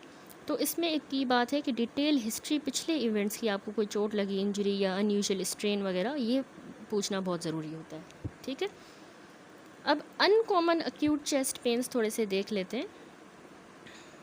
अच्छा, उससे पहले थोड़ा मैं रेट्रोस्टर्नल पेन भी आपको बता दूं कि स्टर्नम के पीछे जो है ना वो अक्यूट ट्रेकियाइटिस भी हो सकता है, यानी उसमें ट्रेकिया इन्फ्लेम हुआ है तो उसमें ड्राई कफ भी होगी साथ में चेस्ट पेन के साथ। अगर कह रहा है मुझे रेट्रोस्टर्नल चेस्ट पेन है बिल्कुल स्टर्नम के पीछे, तो उसमें अगर साथ ड्राई कफ भी है तो वो अक्यूट ट्रेकियाइटिस हो सकता है, या मेडियस्टिनल इम्फाइसीमा हो सकती है, या मेडियस्टिनाइटिस, मेडियस्टिनम की इन्फ्लामेशन। वैसे ये अनकॉमन कंडीशन है, इनका पेन कार्डियक को ही रिजेंबल कर रहा होता है, कार्डियक पेन को, इतनी सीवियर लेकिन इंटेंसिटी नहीं होती और एक्सर्शन से कोई ताल्लुक नहीं होता, ठीक है। तो ये रेट्रोस्टर्नल पेन जो है ना बाकी डिजीज़ के साथ भी हो सकती है, बाकी सिस्टम की डिजीज़, जैसे इस्कीमिक हार्ट डिजीज़ वाला पेशेंट है, या रिफ्लक्स एसोफेजाइटिस में हो सकता है, ठीक है। अब मैं जो आपको एक्सप्लेन कर रही थी कुछ अनकॉमन चेस्ट पेन, उसमें आप एक याद रखें, बॉर्नहॉर्म डिजीज़, ठीक है। ये बॉर्नहॉर्म जो डिज़ीज़ होती है ये एपिडेमिक प्लूरोडाइनिया कहलाती है, एपिडेमिक प्लूरोडाइनिया। ये एक्चुअली जो कॉक्सैकी बी वायरस होता है ना उसके इन्फेक्शन की वजह से होता है, ठीक है। इन्फेक्शन विथ इंटेरोवायरस जो कॉक्सैकी बी वायरस है उसकी वजह से ये बॉर्नहॉर्म डिजीज़ होती है। इसमें ना अक्यूट किस्म का लेकिन सेल्फ लिमिटिंग इन्फ्लामेशन होती है, वो भी जो हमारे इंटरकोस्टल जो ये मसल्स होते हैं ना इनकी इन्फ्लामेशन होगी, और जो यहाँ पर फिर कोस्टल कार्टिलेजेस हैं इनकी, ठीक है, इनकी सेल्फ लिमिटिंग होती है अक्यूट इन्फ्लामेशन। तो इसमें साथ में सिवियर यूनिलेटरल इंटरकोस्टल माइल्जिया होगा, उसके एपिसोड्स होंगे, ठीक है। इन एक साइड पे यूनिलेटरल इंटरकोस्टल माइल्जिया यानी रिब्स के दरमियान वाले मसल्स में पेन हुआ है जो कुछ दिनों तक लास्ट करेगा, ये कॉक्सैकी बी वायरस की वजह से होता है, इसको कहते हैं बॉर्नहॉर्म डिजीज़, बॉर्नहॉर्म, ठीक है। एक और अनकॉमन चेस्ट पेन है, इतना कॉमन नहीं है, उसको कहते हैं कोस्टोकॉन्ड्राइटिस, जिसका दूसरा नाम है टायर्ट्ज़ीज़ सिंड्रोम, ठीक है। टायर्ट्ज़ीज़ सिंड्रोम जो है ना, अगर साथ में स्वेलिंग होगी तो हम उसको टायर्ट्ज़ीज़ सिंड्रोम कहते हैं, या कोस्टोकॉन्ड्राइटिस।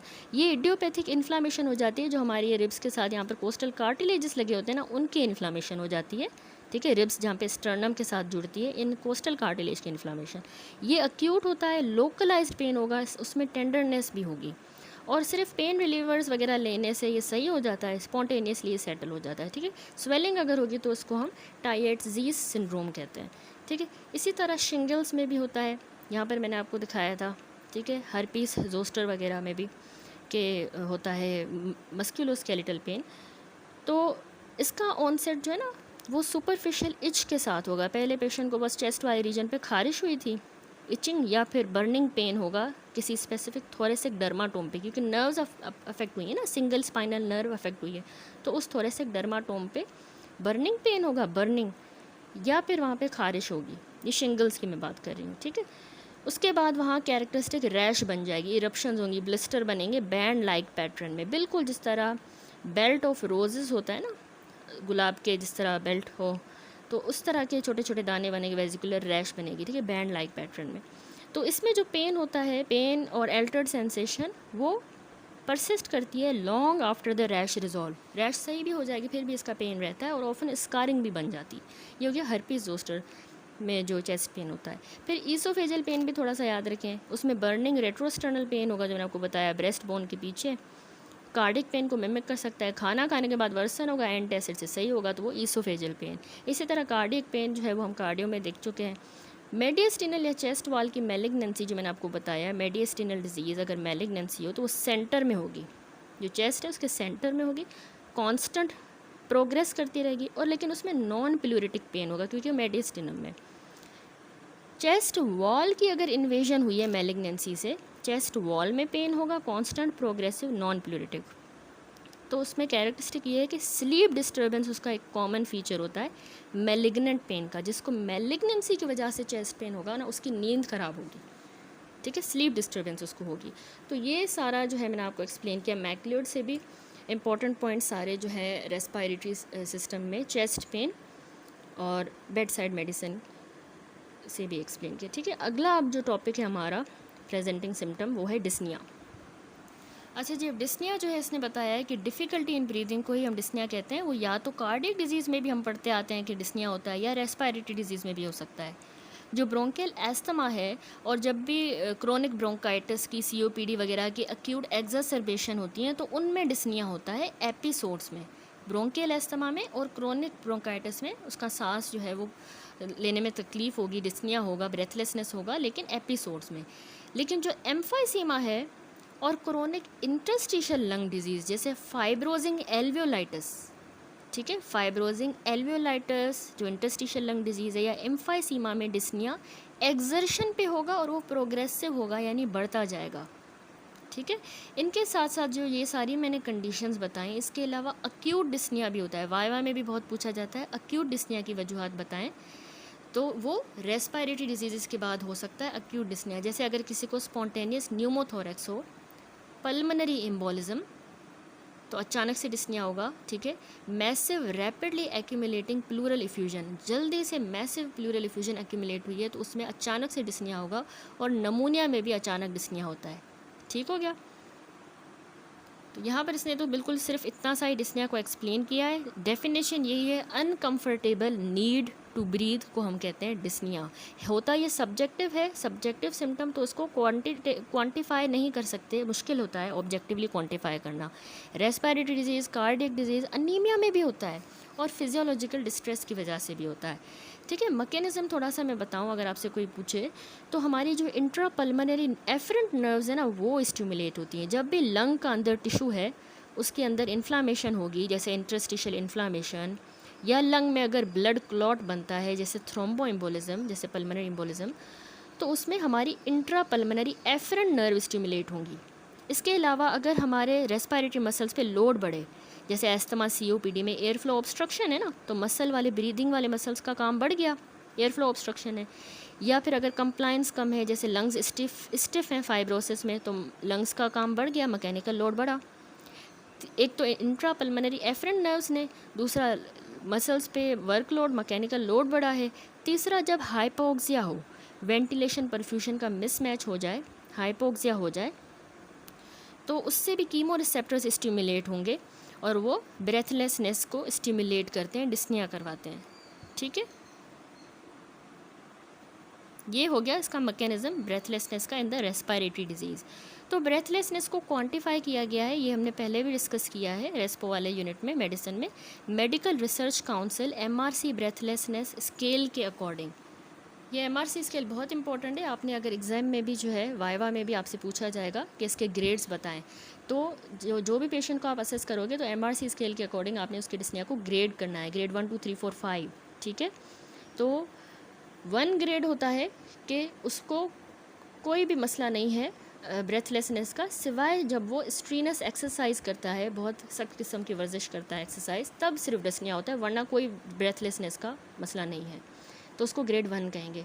लेकिन ग्रेड 2 है जिसको शॉर्टनेस ऑफ ब्रेथ हो, जब वो किसी लेवल पर जल्दी चले या फिर ऊंचाई पर वॉक करता है तो उसको शॉर्टनेस ऑफ ब्रेथ होता है, ठीक है। अगर जल्दी चलता है या ऊंचाई पे चलता है तो उसको ग्रेड 2 कहेंगे।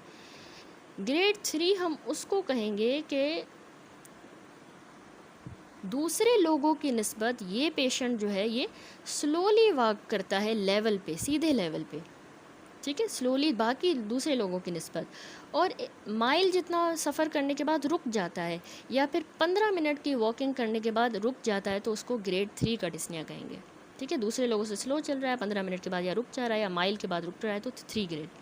अगर वो 100 यार्ड्स जितना डिस्टेंस चलने के बाद रुक जाता है सांस लेने के लिए, ठीक है, 100 यार्ड जितना, या फिर अगर कुछ ही मिनट लेवल ग्राउंड पे चलने के बाद रुक रहा है तो उसको 4th ग्रेड का डिस्निया है। जो 5th ग्रेड होता है ना, ये लास्ट है, इसमें बहुत ज़्यादा ब्रेथलेस होगा पेशेंट कि वो घर से निकल ही नहीं पाएगा, इतना ब्रेथलेस, या फिर जब अपने कपड़े भी चेंज कर रहा है अनड्रेस वगैरह तो उस टाइम पे भी उसको ब्रेथलेसनेस हो रही है, तो ये ग्रेड 5 डिस्निया हो गया, ठीक है। ये MRC स्केल यूज़ किया जाता है ब्रेथलेसनेस का। तो अब ब्रेथलेसनेस के ना कुछ स्पेसिफिक क्वेश्चंस होते हैं जिसमें हमने डिस्टिंग्विश करना होता है इसके कॉजेज़ को। तो हिस्ट्री में आपने सबसे पहले तो ब्रेथलेसनेस का ऑनसेट पूछना है, ठीक है। अचानक से अगर इंस्टेंटेनियस हुआ है तो मैंने आपको बताया ना, स्पॉन्टेनियस न्यूमोथोरेक्स हो सकता है, पल्मोनरी एम्बोलिज्म, एनाफाइलेक्सिस भी होता है इसमें, एक और एग्जांपल आप याद करें, उसमें भी सडन होगा, ठीक है। इसी तरह हिस्ट्री में आपने ऑनसेट में अगर पूछना है कि पैरोसिस्मल नॉक्टर्नल डिस्निया है, जब आप सो रहे होते हैं तब आपको ब्रेथलेसनेस होती है, तो हार्ट फेलियर में हमें वो मिलता है, ठीक है। नींद से जाग जाएगा ब्रेथलेसनेस की वजह से, PND होगा, पैरोसिस्मल नॉक्टर्नल डिस्निया। घंटों तक अगर रहता है, घंटों तक डिस्निया, तो वो एस्थमा में टिपिकल है, अक्यूट पल्मोनरी एडिमा में, लोबार नमूनिया और या फिर अक्यूट हाइपर सेंसिटिविटी न्यूमोनाइटिस में घंटों तक जो है वो डिस्निया रहता है, ठीक है। तो इन कंडीशंस में जो है वो घंटों में डिस्निया होता है, किन में, asthma, acute pulmonary oedema, lobar नमूनिया या अक्यूट हाइपर सेंसिटिविटी न्यूमोनाइटिस, घंटों में ही हो जाता है ब्रेथलेसनेस। और एक और है इंसीडियस यानी ग्रेजुअल ऑनसेट का, आपने अगर डिफरेंशियल बनाना हो कि ग्रेजुअली किस में होगा, तो जो प्लूरल इफ्यूजन इवॉल्व करती है, ठीक है, इवॉल्विंग प्लूरल इफ्यूजन, तो उसमें ग्रेजुअली डिस्निया बढ़ता जाएगा। COPD में, इंटरस्टिशियल लंग डिजीज़ में और लंग ट्यूमर्स में भी ग्रेजुअली होता है, ठीक। तो ये हो गया ऑनसेट ब्रेथलेसनेस का। इंस्टेंटेनियस किस में होगा, हमने देखा पैरोसिस्मल नॉक्टर्नल डिस्निया, घंटों में और ग्रेजुअली। फिर आपने पूछना है कि रेस्ट पे या ओवरनाइट आपकी ब्रीदिंग कैसी है, तो एस्थमा वाले पेशेंट रात को जो है वो जाग जाते हैं कॉमनली, COPD वाले वैसे कंफर्टेबल होते हैं रेस्ट में, लेकिन नींद के दौरान उनको स्ट्रगल होता है विथ एक्सर्शन, ठीक है। ऑर्थोपनिया जो है ना, जो लेटनेस है ब्रेथलेसनेस हो, ये हार्ट फेलियर का फीचर होता है, या सीवियर एयर फ्लो ऑब्स्ट्रक्शन में, डायफ्रामेटिक वीकनेस में भी हमें मिलता है, क्योंकि एब्डोमिनल वेट जो है वो डायफ्राम को ऊपर की तरफ डिस्प्लेस करता है तो लंग की कैपेसिटी कम हो जाती है, ठीक है। तो डायफ्रामेटिक वीकनेस में, सीवियर एयर फ्लो ऑब्स्ट्रक्शन या हार्ट फेलियर में ऑर्थोपनिया होगा, ठीक है। हार्ट फेलियर सबको याद होता है ऑर्थोपनिया का, लेकिन सीवियर एयर फ्लो ऑब्स्ट्रक्शन और आपने डायफ्रामेटिक वीकनेस भी याद रखना है, डायफ्रामेटिक वीकनेस ऑर्थोपनिया के लिए। फिर आपने डे टू डे या वीक टू वीक वेरिएशन भी पूछनी है डिस्निया में, कि आप अगर वेरिएबल ब्रेथलेसनेस है तो वो एस्थमा हो सकता है, अगर कंसिस्टेंट उसकी डेली लिमिटेशन है तो वो COPD या इंटरस्टिशियल लंग डिजीज़ हो सकती है। कंसिस्टेंटली अगर उसकी डेली लिमिटेशन है तो वो COPD या इंटरस्टिशियल लंग डिजीज़। फिर MRC स्केल के अकॉर्डिंग आप उसकी डेली एक्टिविटीज़ को भी असेस करते हो, उसका इम्पैक्ट कैसा है, डिसेबिलिटी। तो आपने पूछना है कि आप बता सकते हैं कि आपको ब्रेथलेसनेस की वजह से आप जो है कोई ऐसी चीज़ जो आपको ब्रेथलेसनेस करवाती है, और इसके अलावा आप कितना जो है पूरा दिन आप सही होते हो ब्रेथलेसनेस के बगैर। तो इस तरह के क्वेश्चन ना फंक्शनल डिसेबिलिटी रिवील करेंगे, ठीक है। तो हमने रिस्ट्रिक्शंस रिकॉर्ड करनी है कि इनकी एक्टिविटी या दिन कामकाज वगैरह उनके अफेक्ट हो रहे हैं, ठीक है। जो हॉबीज़ वगैरह हैं वो भी पूछनी है कि ब्रेथलेसनेस की वजह से अफेक्ट हो रही हैं। आपने कब जो है आखिरी बार खेला था, गोल्फ़ में आप खेलने गए थे, या फिर आप शॉप तक वॉक करके कब गए थे आखिरी बार। तो ये फंक्शनल डिसेबिलिटी पूछना भी ज़रूरी होता है, ठीक है। लास्ट में आपने टाइमिंग ब्रेथलेसनेस की पूछनी है एक्सरसाइज से रिलेटेड, यानी एक्सरसाइज इंड्यूस्ड एस्थमा जिसको कहते हैं, जो फ्रीक्वेंटली एक्सरसाइज के बाद होता है, ठीक है। लेकिन ड्यूरिंग अर्ली रिकवरी, क्योंकि जो सिंपैथेटिक ड्राइव होती है ना एक्सरसाइज के दौरान, वो एयरवेज को ओपन रखती है, तो इसीलिए आफ्टर एक्सरसाइज ये होता है एक्सरसाइज इंड्यूस्ड एस्थमा, ठीक है, अर्ली रिकवरी के दौरान। क्योंकि शुरू में एक्सरसाइज की वजह से सिंपैथेटिक ड्राइव ने एयरवे को खोल के रखा था, शुरू में नहीं होता, आफ्टर एक्सरसाइज। साइकोलॉजिकल इटियोलॉजी भी होती है डिस्निया की, ब्रेथलेसनेस की, जिसमें लोग कहेंगे कि मुझे जो है I can't feel gate enough air into my chest, मुझे ऑक्सीजन नहीं मिल रही चेस्ट में, तो वो साइकोलॉजिकल को इंडिकेट करेगा डिस्निया, ठीक है। उसमें हाइपर वेंटिलेशन एनजाइटी की वजह से भी होती है, बहुत बड़े बड़े सांस ले रहे होते हैं एनजाइटी की वजह से। इसके अलावा डिस्निया, तो वो भी डिस्निया आ जाता है साइकोलॉजिकल इटियोलॉजी का, ठीक है। तो ऐसे पेशेंट में आपको ना डिजिटल या पेरी ओरल पैरेस्थीसिया मिलेंगे, यानी माउथ के अराउंड उसको पैरेस्थीसिया होगा, टिंगलिंग होगी around the fingers and mouth.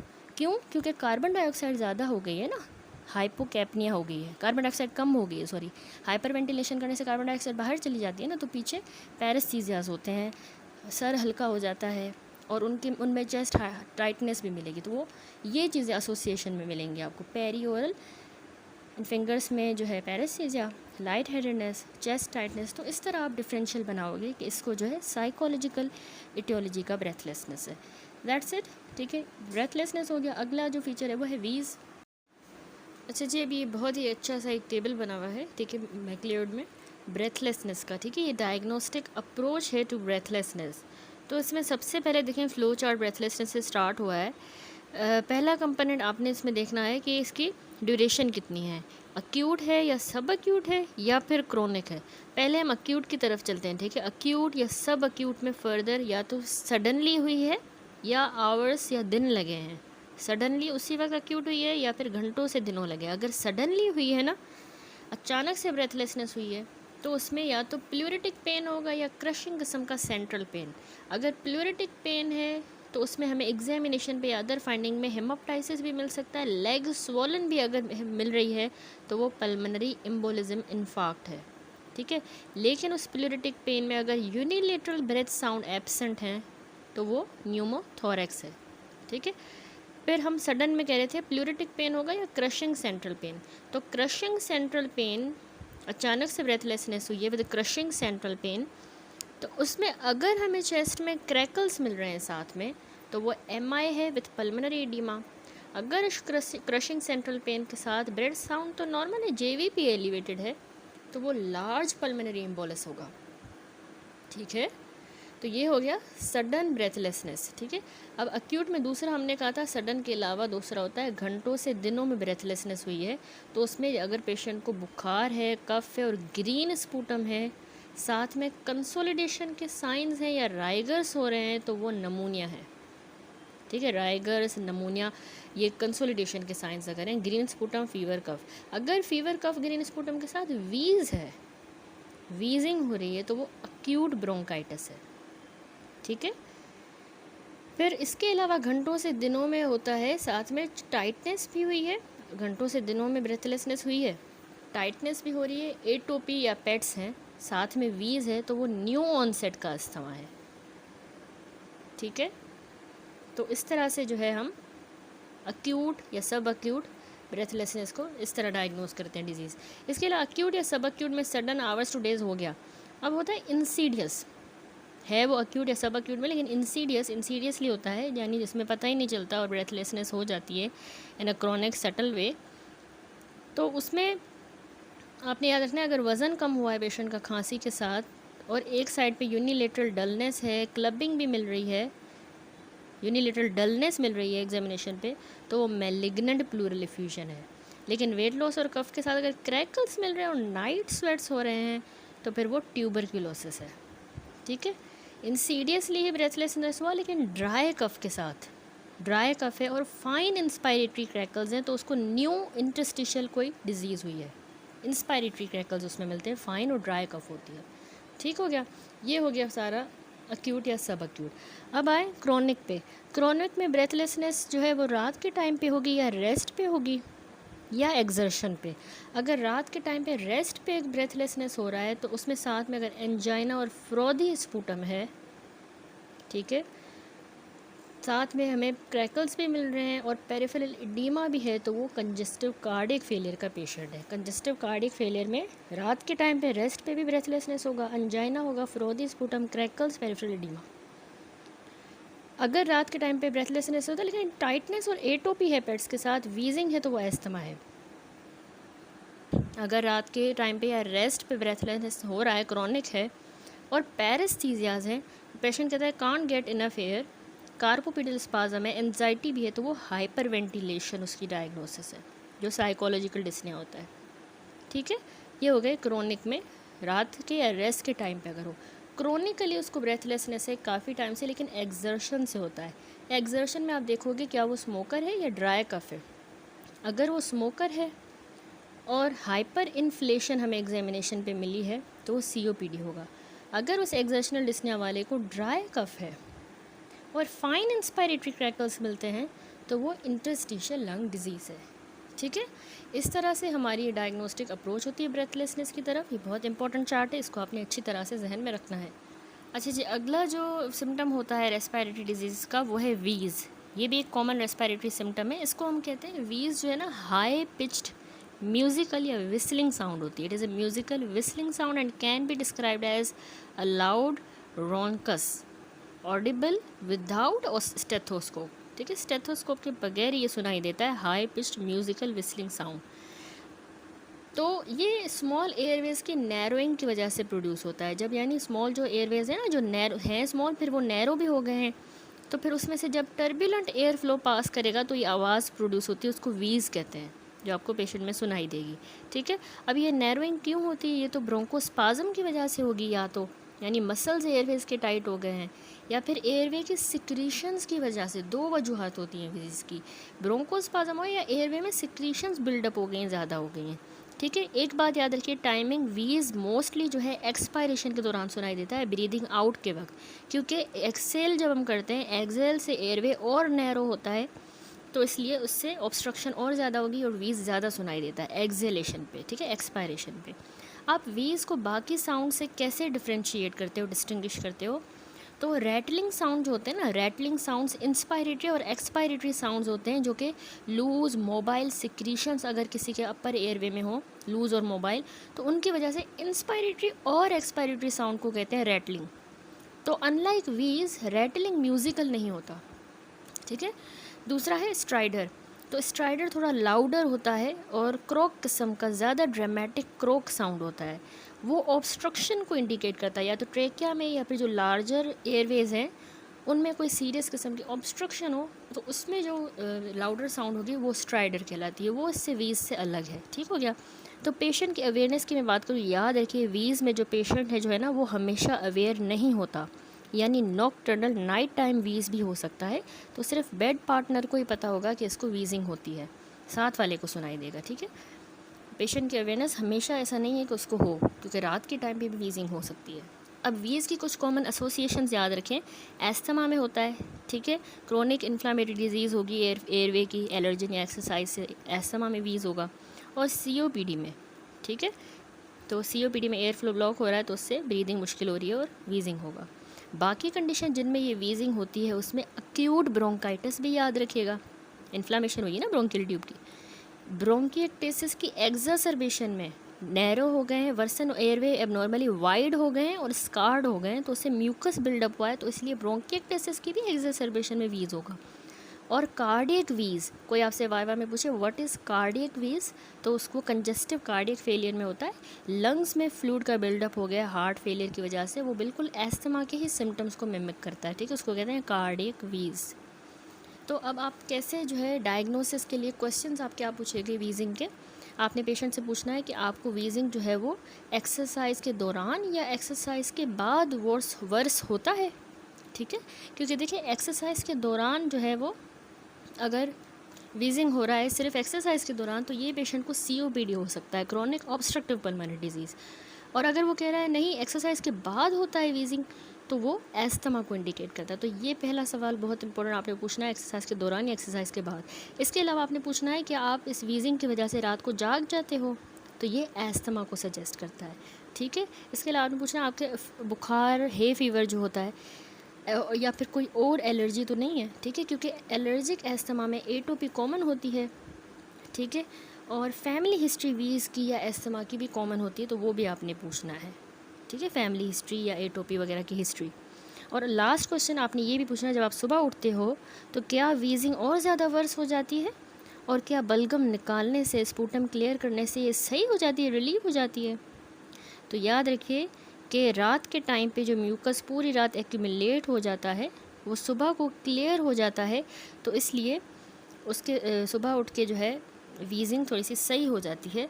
ये COPD और ब्रोंकिटिस में कॉमन है कि सुबह उठ के जो है वो वीजिंग हो रही होती है, वर्स होती है, लेकिन जैसे बलगम निकालता है, पेशेंट क्लियर करता है, तो उसका वीज सही हो जाएगा। तो ये इसका मतलब पेशेंट को COPD है और या फिर ब्रोंकिटिस है, ठीक है। ये हो गया वीज। अब अगला जो इन्वेस्टिगेशन है वो है स्ट्राइडर। स्ट्राइडर बिल्कुल वीज़ की तरह होता है। ये जब ऑब्स्ट्रक्शन हो जाए ना मेजर एयरवेज़ की, या तो उस ट्यूमर ने उनको बंद किया है या फॉरेन बॉडी ने, तो मेजर एयरवे बंद होगा तो उसी तरह एक साउंड ही प्रोड्यूस होगी जिसको स्ट्राइडर कहते हैं, ठीक है। तो मैंने आपको बताया थोड़ी लाउडर और क्रॉक किस्म की आवाज़ होती है बनस्पत उसके, और ये इंस्पायरेशन के दौरान सिर्फ सुनाई देती है, जबकि वीज़ मैंने आपको बताया एक्सपायरेशन में, ये इंस्पायरेशन के दौरान। तो जो डिफरेंशिएशन है वीज़ और स्ट्राइडर की वो 86 पेज पे है। वो पेज देखने से पहले आप ये याद रखें कि स्ट्राइडर जो है इसकी डेफिनेशन डिस्क्रिप्शन के it is a harsh grating respiratory sound, harsh किस्म की और ग्रेटिंग रेस्पायरेटरी साउंड होती है, ठीक है। ये साउंड सुने,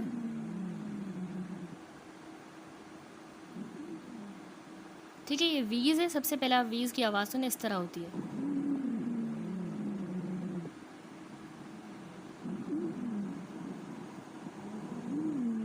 और ये स्ट्राइडर है, ठीक है।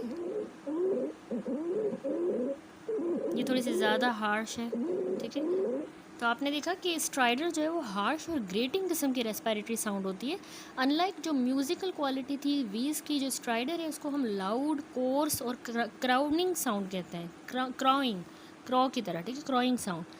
तो क्यों होता है स्ट्राइडर? जब ट्रैकिया की या मेजर ब्रोंकाई की वाल्स वाइब्रेट करती है ना, तो ट्रैकिया और मेजर ब्रोंकाई की वॉल्स की वाइब्रेशन की वजह से, याद रखिए, स्ट्राइडर होता है। अब वाइब्रेशन हुई क्यों? जब उनका ल्यूमन क्रिटिकली नैरो हो जाए। नैरो अब क्यों हुआ? तो नैरो में आ जाता है या तो ट्यूमर है जो उसके अंदर है या बाहर से उसको प्रेस कर रहा है, या वो नैरोइंग फॉरेन बॉडी की वजह से हुई, इनहेल्ड फॉरेन बॉडी अंदर फंस गई है एक्सीडेंटली, या कंप्रेशन हो रही है बाहर से, कोई सोलन लिम्फ नोड है, मां से उसको कंप्रेस कर रहा है, नैरो हो गया, जिसकी वजह से ये हार्श किस्म का स्ट्राइडर प्रोड्यूस होता है, ठीक है। तो स्ट्राइडर और रेस्पिरेटरी फेजेस याद रखिए कि इंस्पायरेशन वर्सेस एक्सपायरेशन, जो एयरवे नैरोइंग की लोकेशन होती है ना, जहाँ पे ये एयरवे नैरो हुआ है, उस हिसाब से स्ट्राइडर हर्ड होता है, या तो इंस्पायरेशन या एक्सपायरेशन या दोनों पे। तो एक होता है इंस्पायरेटरी स्ट्राइडर, उसका मैकेनिज्म है जब सांस लेंगे अंदर की तरफ इंस्पायरेशन करेंगे, तो जो एक्स्ट्रा थोरेसिक ट्रेकिया का प्रेशर है, प्रेशर जो है ना inside the extra thoracic trachea, यानी ट्रेकिया का वो हिस्सा जो नेक और चेस्ट से बाहर है, उसका प्रेशर लोअर होगा। सांस पेशेंट ने अंदर लिया तो एक्स्ट्रा थोरेसिक जो ट्रेकिया है उसका प्रेशर लोअर होता है, ठीक है, लोअर हो जाता है, ठीक है। तो उसका इफ़ेक्ट ये है कि अगर क्रिटिकल किस्म की नैरोइंग होगी उस एक्स्ट्रा थोरेसिक वाले रीजन में, तो ये जो लोवर्ड प्रेशर है ये एयरवे वाल को और अंदर की तरफ यूँ कोलैप्स कर देगा स्लाइटली, और उससे स्ट्राइडर होगा इन्हेलेशन के दौरान, यानी अंदर सांस लेते वक्त इंस्पायरेशन के दौरान, ठीक है। दूसरा होता है एक्सपायरेटरी स्ट्राइडर, या जिसको हम फिक्स्ड एक्सपायरेटरी वीज कहते हैं। तो उसका मैकेनिज्म है कि एक्सपायरेशन के दौरान जो इंट्राथोरेसिक लार्ज एयरवेज है ना, अंदर के जो विंड पाइप और मेजर ब्रोंकाई के अंदर, जो चेस्ट के अंदर जो लार्ज एयरवेज हैं, तो एक्सपायरेशन के दौरान वो कंप्रेस हो जाते हैं पॉजिटिव प्रेशर की वजह से, जो सराउंडिंग लंग टिश्यू में कंप्रेस होंगे। तो अगर नैरोइंग होगी तो ये जो इंट्राथोरेसिक लार्ज एयरवेज हैं, इनके ये एक्सपायरेटरी कंप्रेशन ऑब्स्ट्रक्शन को और ज़्यादा वर्स कर देगी, और स्ट्राइडर होगा जिसको हम कहते हैं फिक्स्ड एक्सपायरेटरी वीज, जो कि डिफ़िकल्ट होता है टू डिस्टिंग्विश फ्रॉम स्ट्राइडर, और ये एक्सहेलेशन के दौरान, क्योंकि वीज़ भी एक्सहेलेशन के दौरान होता है और ये एक्सपायरेटरी स्ट्राइडर भी एक्सहेलेशन, तो फिर उनको डिस्टिंग्विश करना मुश्किल हो जाता है। तीसरा होता है बायफेजिक स्ट्राइडर, यानी इंस्पायरेटरी एंड एक्सपायरेटरी। उसमें है कि लार्ज एयरवेज की थोरेसिक इनलेट पे ही नैरोइंग हो गई है, ठीक है। थोरेसिक इनलेट जो होता है ना, जहाँ पर चेस्ट की अपर ओपनिंग होती है, नेक और चेस्ट मीट करते हैं, वहाँ पर ही नैरोइंग हो गई है, तो वो अफेक्ट होता है by pressure changes during both inspiration and expiration. तो उसमें एक एग्जांपल याद रखें, जैसे अगर ट्रैकिया की कंप्रेशन गोइटर की वजह से हो रही है, गोइटर उसको दबा रहा है, तो ये क्लासिक एग्जांपल है जिसमें इंस्पायरेटरी और एक्सपायरेटरी दोनों स्ट्राइडर होंगे, तो क्योंकि इनलेट पे ही नैरोइंग हो गई है, ठीक है। तो स्ट्राइडर हमेशा याद रखिएगा अर्जेंसी होती है, क्योंकि सिग्निफिकेंट ऑब्स्ट्रक्शन को ऑफ द मेन एयरवे को इंडिकेट कर रही होती है, तो ये एक अर्जेंसी होती है, ठीक है, क्योंकि वरना उससे रेस्पिरेटरी डिस्ट्रेस और लाइफ थ्रेटनिंग कंडीशन हो सकती है अगर हम उसको प्रॉम्प्टली एड्रेस ना करें, ठीक है। तो एक किस्म की इमरजेंसी है, दैट्स इट। अच्छा जी, उसके बाद कुछ अदर सिम्टम्स है अपर रेस्पिरेटरी ट्रैक डिजीज़ के, अपर के, ठीक है, सिम्टम्स थोड़े देख लें। अपर में क्या हो सकते हैं, nasal obstruction, nasal discharge, post nasal drip, ये कॉमन नेज़ल पैथोलॉजी के सिम्टम है। लोकल हेडेक जो है ना, याद रखें साइनोसाइटिस जब होती है, साइनसेस की इन्फ्लामेशन, तो उसमें जब पेशेंट आगे बेंड फॉरवर्ड करेगा तो उसमें हेडेक होता है बेंडिंग पे, और ये मैक्सिमम इंटेंसिटी का होता है few hours after the sunrise, जैसे सूरज निकला उसके कुछ ही घंटों के बाद मैक्सिमम इंटेंसिटी होती है इस हेडेक की। एपिस्टेक्सिस क्या है, एपिस्टेक्सिस यानी नाक से खून आना, तो लोकल नोज़ की पैथोलॉजी की वजह से हो सकता है। इसके अलावा ब्लीडिंग या क्लॉटिंग का डिसऑर्डर हो, नाक में अगर कोई मसला नहीं है तो पेशेंट को कोई ब्लीडिंग क्लॉटिंग डिसऑर्डर है तो नाक से खून आएगा। हाइपरटेंशन अगर है, ठीक है, तो उसमें एपिस्टेक्सिस होगी। हॉर्सनेस के साथ भी पेशेंट आ सकते हैं। हॉर्सनेस लैरिंग्स की इन्फ्लामेशन, लैरिंजाइटिस की वजह से। अब्यूज़ ऑफ द वॉइस, बहुत ज़्यादा वॉइस इस्तेमाल करना, बोलना, चिल्लाना, तो हॉर्सनेस हो जाएगी। हाइपोथायरॉयडिज्म में भी होता है।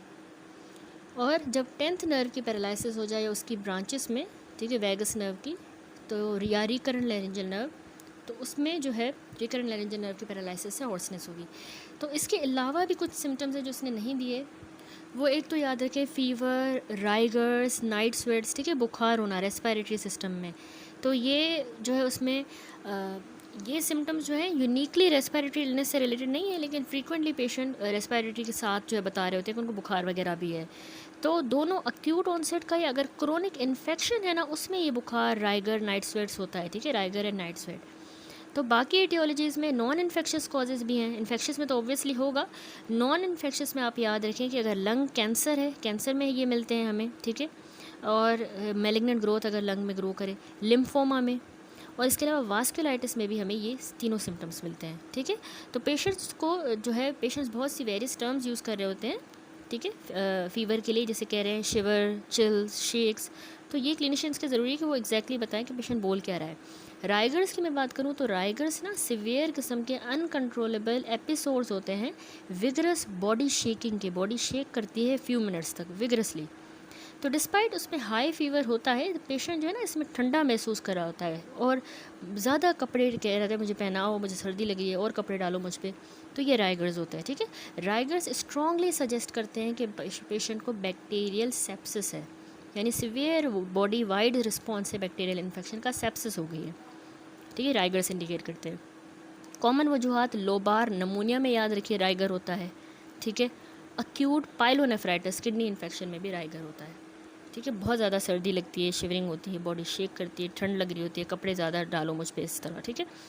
अब नाइट स्वेट्स की मैं बात करूँ तो नाइट स्वेट में प्रोफ्यूज स्वेटिंग हुई थी सोते वक्त, पार्टिकुलरली टीबी में होती है, मैलिग्नेंसी में, या फिर तो क्रोनिक इन्फेक्शन टीबी वगैरह में नाइट स्वेट्स होते हैं, रात के टाइम पे बहुत पसीने आना, तो मैलिग्नेंसी में, लिम्फोमा में भी होता है नाइट स्वेट, ठीक है।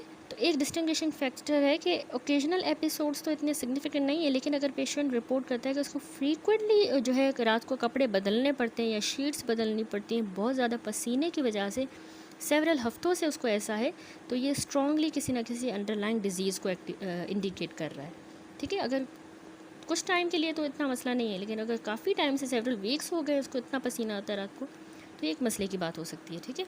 इसी के अलावा एक और सिम्टम है वेट लॉस। वेट लॉस भी एक सिस्टेमिक सिम्टम होता है जो हमें क्रोनिक इलनेस में मिलता है। तो याद रखें रेस्पिरेटरी डिजीज़ में जो लंग कैंसर है उसमें हमें अच्छी तरह से पता है कि वेट लॉस होता है, ठीक है। मेटाबॉलिक चेंजेस होते हैं, कैकेक्सिया होता है, ठीक है, मैलिग्नेंट ग्रोथ जो है ना, मेटाबॉलिक चेंजेस और क्या से अगर आती हैं। लंग कैंसर के अलावा COPD में भी वेट लॉस होता है, ठीक है, chronic obstructive pulmonary disease, interstitial lung disease में भी होता है, और क्रोनिक इन्फेक्शन जैसे TB और ब्रोंकिएक्टिसिस में भी वेट लॉस होगा, ठीक है। Lung cancer, COPD, interstitial lung disease and TB या ब्रोंकिएक्टिसिस क्यों होता है? देखिए, एक तो भूख भी ख़त्म हो जाती है, डिमिनिश्ड एपेटाइट, क्योंकि सांस फूल रहा है, ब्रेथलेसनेस होती है ना, तो वो भी पेशेंट की डिज़ायर टू ईट को कम कर देती है। ब्रेथलेसनेस की वजह से भूख कम हो जाती है। इसके अलावा सिस्टेमिक इन्फ्लामेटरी रिस्पॉन्स भी चल रहा है बीमारी की वजह से, तो उससे भी वेट लॉस होता है, मेटाबॉलिज्म अफेक्ट हो रहा है, ठीक है। अब अक्यूट इन्फेक्शन, वेट लॉस ना अक्यूट इन्फेक्शन में भी हो सकता है। अक्यूट में क्योंकि भूख ख़त्म हो जाती है, लॉस ऑफ एपेटाइट, हॉस्पिटलाइजेशन वगैरह की वजह से, तो उसमें भी वेट लॉस होता है। तो क्लिनिशियंस को ना पूछना होता है कि एस्टिमेटेड एक्सटेंट कितना है, कब से आपका वज़न कम हुआ है, और ड्यूरेशन वेट लॉस की, एज़ वेल एज़ एपेटाइट के बारे में भी इंक्वायर करना है, और उनका डाइटरी इनटेक भी पूछना होता है, ठीक है। लास्ट सिम्टम रह गया रेस्पिरेटरी से रिलेटेड, वो है स्लीपीनेस। स्लीपीनेस का मतलब है बहुत ज़्यादा नींद आना, बहुत ज़्यादा दिन के टाइम पे नींद आना। ये क्रूशल सिम्टम होता है जो कि स्लीप रिलेटेड ब्रीदिंग डिसऑर्डर्स में मिलता है हमें, ठीक है। अंडरलाइंग इसमें क्या कॉज हो सकता है? EDS यानी एक्सेसिव डे टाइम स्लीपीनेस, जो कि सिम्टम है ऑब्स्ट्रक्टिव स्लीप एपनिया का, ठीक है। Excessive day time sleepiness obstructive sleep apnoea में होती है, दिन के टाइम बहुत नींद आती है, या ऑब्स्ट्रक्टिव स्लीप एपनिया या स्लीप हाइपोएपनिया सिंड्रोम जिसको हम कहते हैं, OSAHA, ऑब्स्ट्रक्टिव स्लीप एपनिया या हाइपोएपनिया सिंड्रोम। तो इनका मैकेनिज्म ऐसे है कि नींद के टाइम पे जब हम सोते हैं तो अपर एयरवे ना इंटरमिटेंटली और रिपीटेडली कोलैप्स कर जाता है। अपर एयरवे इंटरमिटेंटली यूँ बंद हो जाता है, कोलैप्स कर जाता है इंटरमिटेंटली और बार बार। तो पार्शियल ऑब्स्ट्रक्शन अगर होगी तो उससे खराटे भी होंगे, स्नोरिंग, ठीक है। कंप्लीट कोलैप्स होगा, बिल्कुल कंप्लीटली अगर कोलैप्स हो जाएगा तो उससे रेस्पिरेटरी एफर्ट ज़्यादा स्टिमुलेट होगी, जिसकी वजह से पेशेंट उठ जाता है नींद से, क्योंकि उसका बंद हो गया, बिल्कुल कंप्लीट कोलैप्स हो गया। तो ऑब्वियसली सांस भी तो लेना है, रेस्पिरेटरी एफर्ट स्टिमुलेट होगी, तो नींद से जाग जाएगा, उठ जाएगा, ठीक है। इवन अगर पेशेंट को याद भी नहीं होगा कि वो उठा क्यों है, बस उसका सांस समझे बंद हो गया एक किस्म से, तो वो उठ जाता है नींद से। तो उसके नतीजे में उसको रात में ऐसे बार बार हो रहा है, कोलैप्स हो रहा है, उसकी नींद से वो जाग रहा है, तो उसकी स्लीप डिस्टर्बेंस होगी। तो दिन के टाइम पे फिर वो ज़्यादा सोएगा, उसको कहते हैं एक्सेसिव डे टाइम स्लीपीनेस होगी, और उसको सुबह को फिर कंसंट्रेशन भी पुअर होगी, क्योंकि वो रात में बार बार जागा उसके सांस बंद हो जाने की वजह से, ठीक है।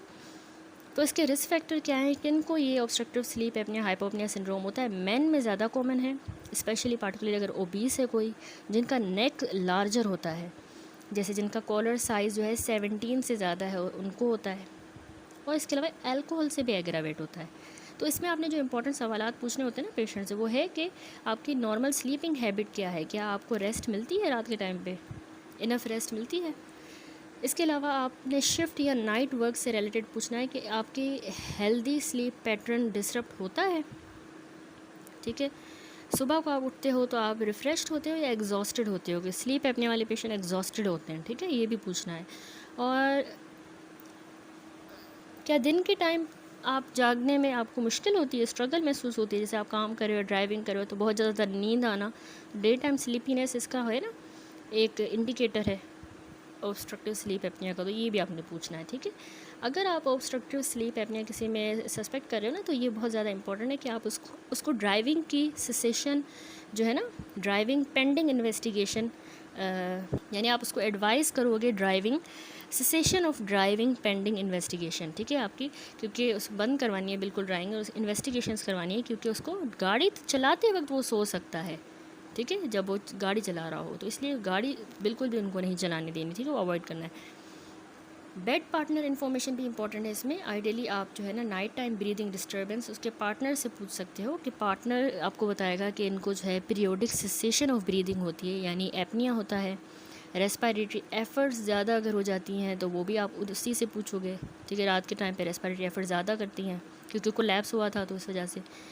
इसके अलावा आप उनसे पूछोगे कि सडन या लाउड किस्म की रिजम्पशन ऑफ ब्रीदिंग होती है, जिसमें अपनी पोजीशन वगैरह ये सही कर लेते हैं रीपोजिशनिंग के साथ, और यही साइकिल फिर रिपीट होता है, ठीक है, ये आपको सजेस्ट करेंगे ये अगर फीचर्स हैं तो ऑब्स्ट्रक्टिव स्लीप एपनिया है, ठीक है।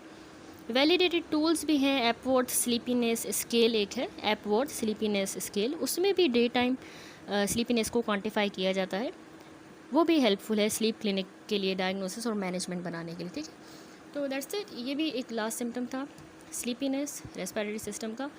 अब जो है हम अगला टॉपिक स्टार्ट कर लेते हैं, हिस्ट्री, ठीक है। रेस्पिरेटरी डिजीज़ की हिस्ट्री किस तरह से ली जाएगी, फिर हम चलेंगे एग्जामिनेशन की तरफ। अच्छा जी, हिस्ट्री में आपने याद रखना है कि in addition to the detail of presenting symptom, जो भी आपके पास आया है पेशेंट प्रेजेंटिंग सिम्टम के साथ, आपने इम्पॉर्टेंट है कि आप उसमें फाइंड आउट करो उसकी पास्ट हिस्ट्री चेस्ट इन्फेक्शन की, ठीक है। पार्टिकुलरली ट्यूबरकुलोसिस की पास्ट हिस्ट्री आपने उसमें पूछनी है ज़रूर, ठीक है। इसके अलावा BCG वैक्सीनेशन से रिलेटेड भी आपने लाजमी पूछना है, आपको लगी है TB की वैक्सीन। एलर्जी डिसऑर्डर का, एलर्जिक डिसऑर्डर्स की सारी हिस्ट्री लेनी है हमेशा रेस्पिरेटरी में।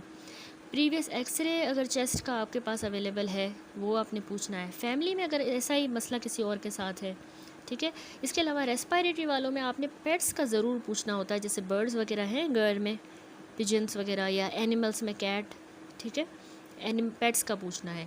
ऑक्यूपेशन की डिटेल्स लेनी है, जिसमें बहुत से रेस्पिरेटरी डिसऑर्डर मैं आपको बताऊंगी कि ऑक्यूपेशन से रिलेटेड होते हैं, जैसे न्यूमोकोनियोसिस, ठीक है, तो वो ऑक्यूपेशन से रिलेटेड है। फिर सिगरेट स्मोकिंग का रोल भी पूछना है, बहुत इंपॉर्टेंट। सिगरेट स्मोकिंग रेस्पो में नहीं पूछा तो कुछ नहीं पूछा। क्रोनिक ब्रोंकाइटिस और कार्सिनोमा वेरी कॉमन है स्मोकर्स में, ठीक है, ब्रोंकाइटिस और कार्सिनोमा। तो आपने एज पूछनी है कि आप कब ने, कौन सी एज में आपने स्मोकिंग स्टार्ट की थी और कितने सिगरेट्स आप जो है एक दिन में स्मोक करते हैं, ठीक है, उनका ब्रांड कौन सा वाला यूज़ करते हैं, और कब स्मोकिंग करना अगर छोड़ दिए, अगर वो एक्स स्मोकर है तो कब छोड़ी, कहाँ से स्टार्ट की, कब कितने पिए, कौन सा ब्रांड पिया, कौन सी एज में, अब छोड़ भी दी तो कौन सी एज में छोड़ी, ठीक है। तो फिर आप जो है ना कैलकुलेट करोगे उसके pack years with the formula, जिसमें पैक ईयर्स आप कैसे निकालते हो, जो जितने नंबर ऑफ़ सिगरेट उन्होंने एक दिन में पिए उसको आप मल्टीप्लाई करते हो नंबर ऑफ़ ईयर्स स्मोक्ड। एक दिन में अगर 5 सिगरेट पिए तो 5 को आपने, अगर उसने 8 सालों से सिगरेट पिए हैं तो उसको 8 से मल्टीप्लाई करोगे, फिर जो भी आंसर आएगा उसको डिवाइड करना है आपने 20 से। तो इस तरह से आप पैक ईयर्स निकालते हो, ठीक है। पैक ईयर्स निकालने का ये फॉर्मूला है, ठीक है। Number of cigarette smoke per day multiply by year smoke divided by 20, ठीक है। तो यहाँ पर मैंने आपको बताया कि पास्ट हिस्ट्री हमने ज़रूर पूछनी है, चेस्ट इन्फेक्शंस वगैरह की, TB की पास्ट हिस्ट्री बहुत इंपॉर्टेंट होती है, ठीक है। तो उसमें सिर्फ जो है हम रेस्पिरेटरी इश्यूज़ नहीं पूछ रहे होते, और भी हम डिजीज़ जो है लंग के अलावा भी डिजीज़ सिस्टेमिक पूछ सकते हैं, जो कि रेस्पिरेटरी सिस्टम को और कॉम्प्लिकेट करता है। जैसे फॉर एग्जांपल एलर्जीज़ तो नहीं है, एक्जिमा वगैरह एस्थमा करवाती हैं, बचपन में एस्थमा या वीज़ अगर है तो अभी वो एडल्टहुड में परसिस्ट कर सकता है, ठीक है। इन्फेक्शन में वूपिंग कफ या इनहेल्ड फॉरेन बॉडी, मीज़ल्स वगैरह, उनसे ब्रोंकिएक्टिसिस होता है, ठीक है। नमूनिया की हिस्ट्री तो नहीं है, प्लूरिसी, क्योंकि अगर ये होंगे तो उससे ब्रोंकिएक्टिसिस के एपिसोड्स हो सकते हैं, कुछ नमूनियाज़ की वजह से हो सकता है, ठीक है। TB रीएक्टिवेट हो सकती है, TB का ज़रूर मैंने आपको बताया पूछना है, क्योंकि वो रीएक्टिवेट हो सकती है। अगर TB को ना सही तरीके से ट्रीट ना किया जाए तो पोस्ट ट्यूबरकुलोसिस ब्रोंकिएक्टिसिस भी होता है, ठीक है। एस्परजिलोमा की भी हिस्ट्री हो सकती है, एस्परजिलोमा हो सकता है जो कि हेमाप्टाइसिस के साथ प्रेजेंट करेगा, ठीक है। इसी तरह पास में अगर आपने पूछना कनेक्टिव टिश्यू का, तो आपको डिसऑर्डर नहीं है रूमेटॉइड आर्थराइटिस वगैरह, क्योंकि बहुत सी जो लंग मैनिफेस्टेशन है ना, जैसे पल्मोनरी फाइब्रोसिस, इफ्यूजन या ब्रोंकिएक्टिसिस, ये उनको हो सकती हैं साथ में। और ट्रीटमेंट भी पूछना है, क्योंकि ट्रीटमेंट जो है वो लंग टॉक्सिसिटी करवाता है कनेक्टिव टिश्यू डिसऑर्डर में। पहले आपको कोई मैलिग्नेंसी, कैंसर वगैरह, अभी रिकरेंस वरना हो सकती है, मेटास्टेटिक डिजीज़, ये भी पूछना है, ठीक है। या आपको कोई ट्रीटमेंट रिलेटेड लंग डिजीज़ तो नहीं हुई, chemotherapy induced pulmonary fibrosis from bleomycin, या रेडियोथेरेपी इंड्यूस्ड फाइब्रोसिस भी होती है, ठीक है। इसी तरह आपने पल्मोनरी थ्रोम्बोएम्बोलिज्म का रिस्क फैक्टर पूछना, आपको कैंसर तो नहीं हुआ, रिसेंटली ट्रैवल, सर्जरी, इमोबिलिटी, तो थ्रोम्बोएम्बोलिज्म का रिसेंट कोई सर्जरी हुई है या लॉस ऑफ कॉन्शियसनेस हुआ था जिसमें एस्पायरेशन हो गई हो, उसकी वजह से मे बी नमूनिया हुआ, ठीक है। तो इसी तरह फिर आप प्रायर ट्रीटमेंट्स भी पूछते हो कि पहले आपको कोई पास ट्रीटमेंट्स अगर उसने लिया हो, क्रिटिकल केयर एडमिशन हुई हो उसकी, या कोई उसकी एक्सरबेशन हुई हो, प्रिस्क्रिप्शन जो दी थी, हॉस्पिटलाइजेशन, ये सारी चीज़ें पास्ट में नोट करनी है, ठीक है। ये सब कुछ आ जाता है पास्ट हिस्ट्री में, फिर वो उसकी सिवियरिटी को और क्रोनिसिटी को इंडिकेट करेगा, ठीक है, डिजीज़ की। फिर यहाँ पे जो मैंने आपको बताया ना, एलर्जिक डिसऑर्डर्स की आपने हिस्ट्री लेनी है, ड्रग की और एलर्जी की हिस्ट्री, ये बहुत ज़रूरी होता है, ठीक है। ड्रग हिस्ट्री ना क्योंकि मेडिकेशंस वगैरह रेस्पिरेटरी सिम्टम को और ख़राब करती हैं।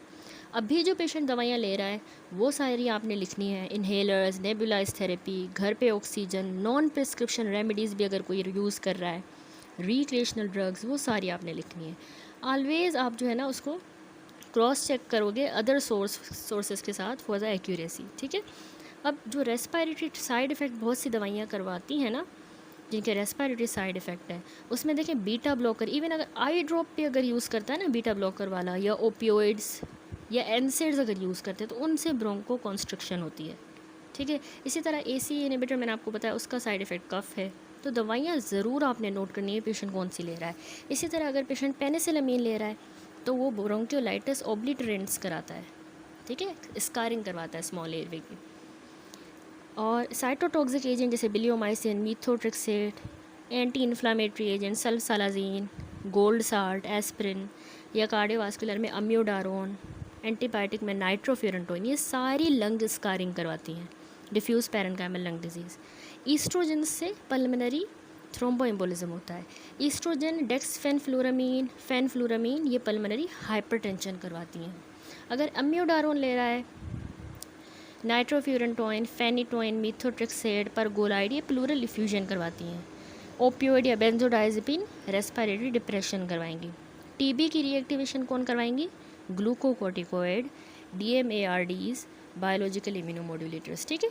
तो ये ड्रग्स बहुत इंपॉर्टेंट है कि आप ड्रग्स पूछो, ठीक है। जो भी ड्रग्स पेशेंट यूज़ कर रहा है या करता था वो सारी आपने लिखनी है, प्रिस्क्रिप्शन, नॉन प्रिस्क्रिप्शन, रेमेडियल, हर तरह के ड्रग।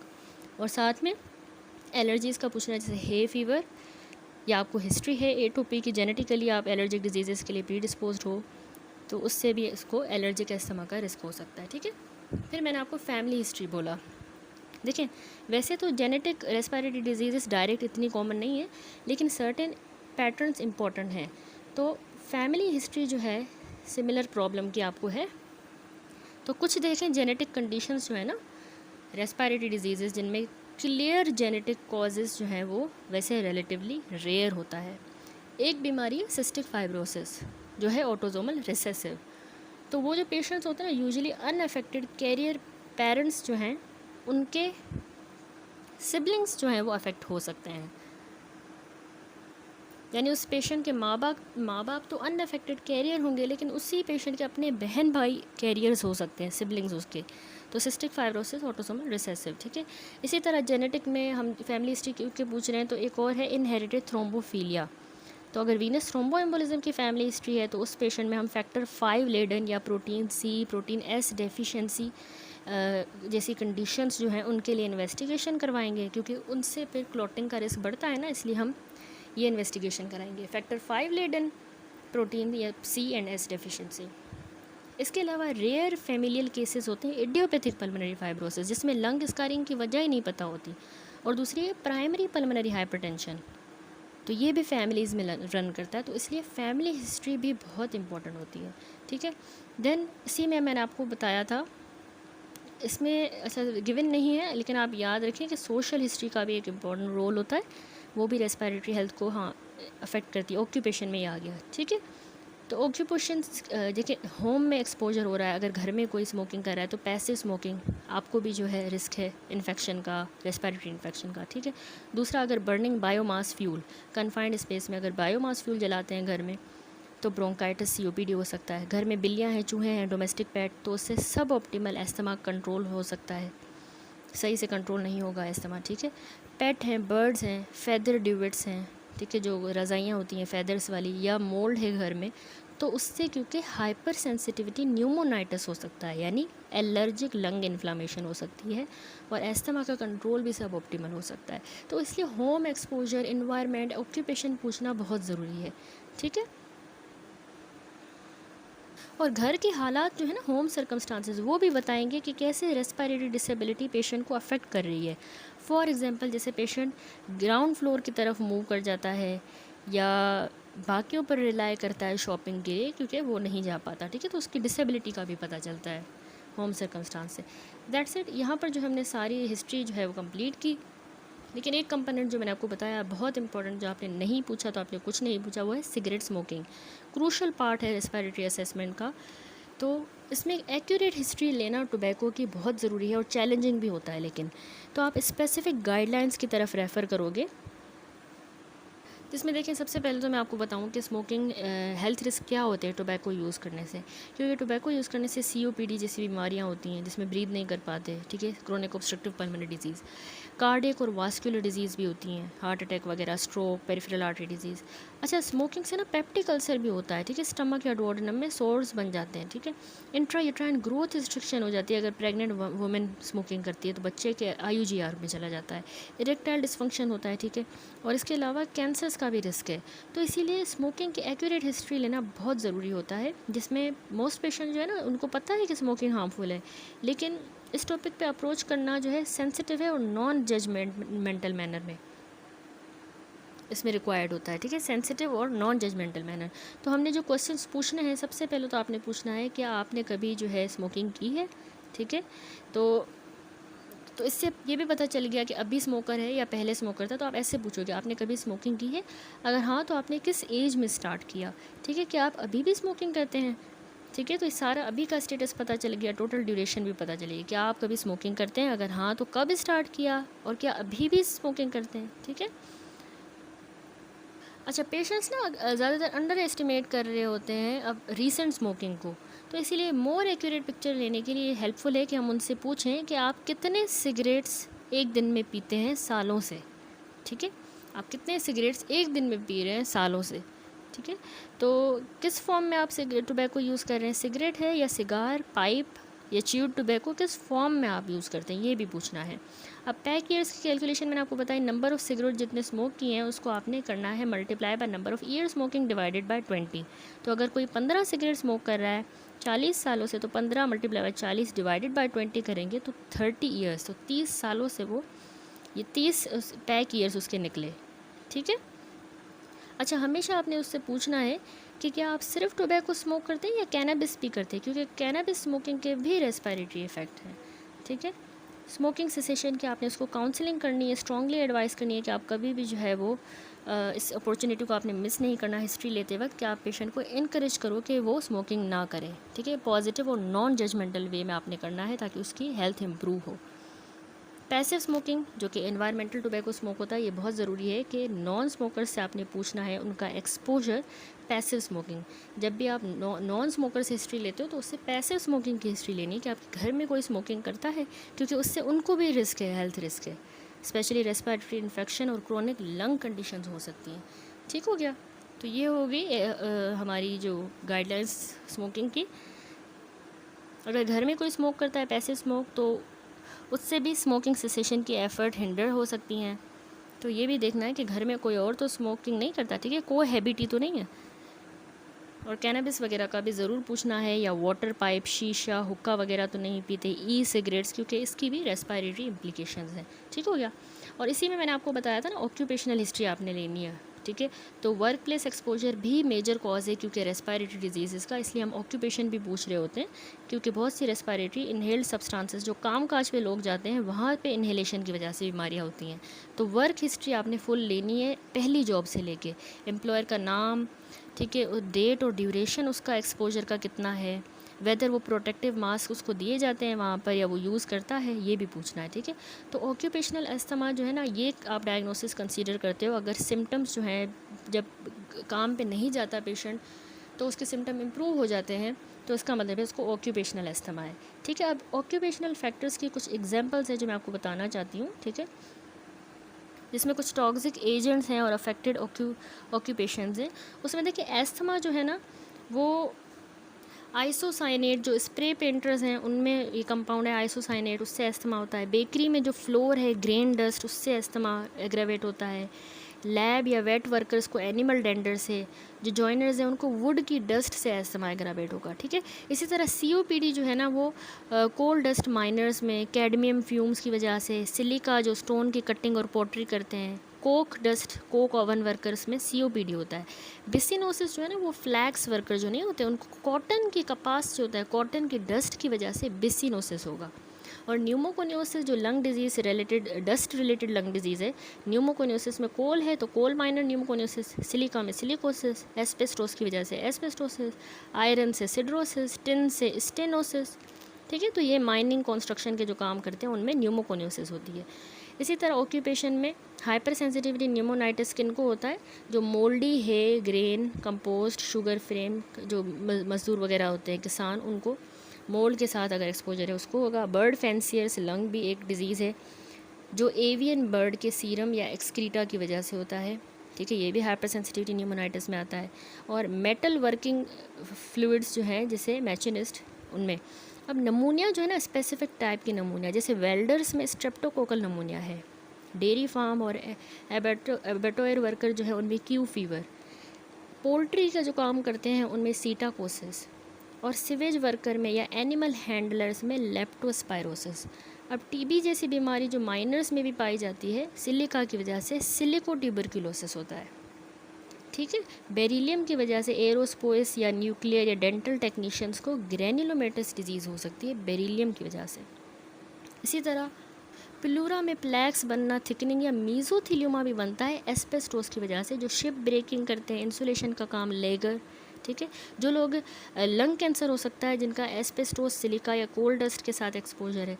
इसी तरह सिलिका स्क्लेरोडर्मा के रिस्क को भी बढ़ाता है जो कि कनेक्टिव टिश्यू डिजीज़ है, ठीक है। तो यानी जो भी ऑर्गेनिक डस्ट हैं उनसे बर्ड है, मोल्ड, इन सब से हाइपर सेंसिटिविटी न्यूमोनाइटिस हो रहा है। इनऑर्गेनिक जैसे एस्बेस्टोस, कोल, सिलिका से न्यूमोकोनियोसिस हो रहा है, ग्रेजुअल ऑनसेट सिम्टम सालों के बाद। तो इसी तरह सर्टेन ऑक्यूपेशंस हमने देखा कि स्पेसिफिक रेस्पिरेटरी इन्फेक्शंस को बढ़ाती हैं। तो ऑक्यूपेशन पूछना रेस्पिरेटरी वाले पेशेंट से हिस्ट्री में बहुत ज़रूरी होता है, ठीक हो गया। दैट्स इट, यहाँ पर हमने कंप्लीट किया अल्हम्दुलिल्लाह हिस्ट्री, सारी सिम्टोमेटोलॉजी और हिस्ट्री। अब हम नेक्स्ट वीडियो से इंशाल्लाह स्टार्ट करेंगे एग्जामिनेशन, ठीक है, रेस्पिरेटरी सिस्टम की।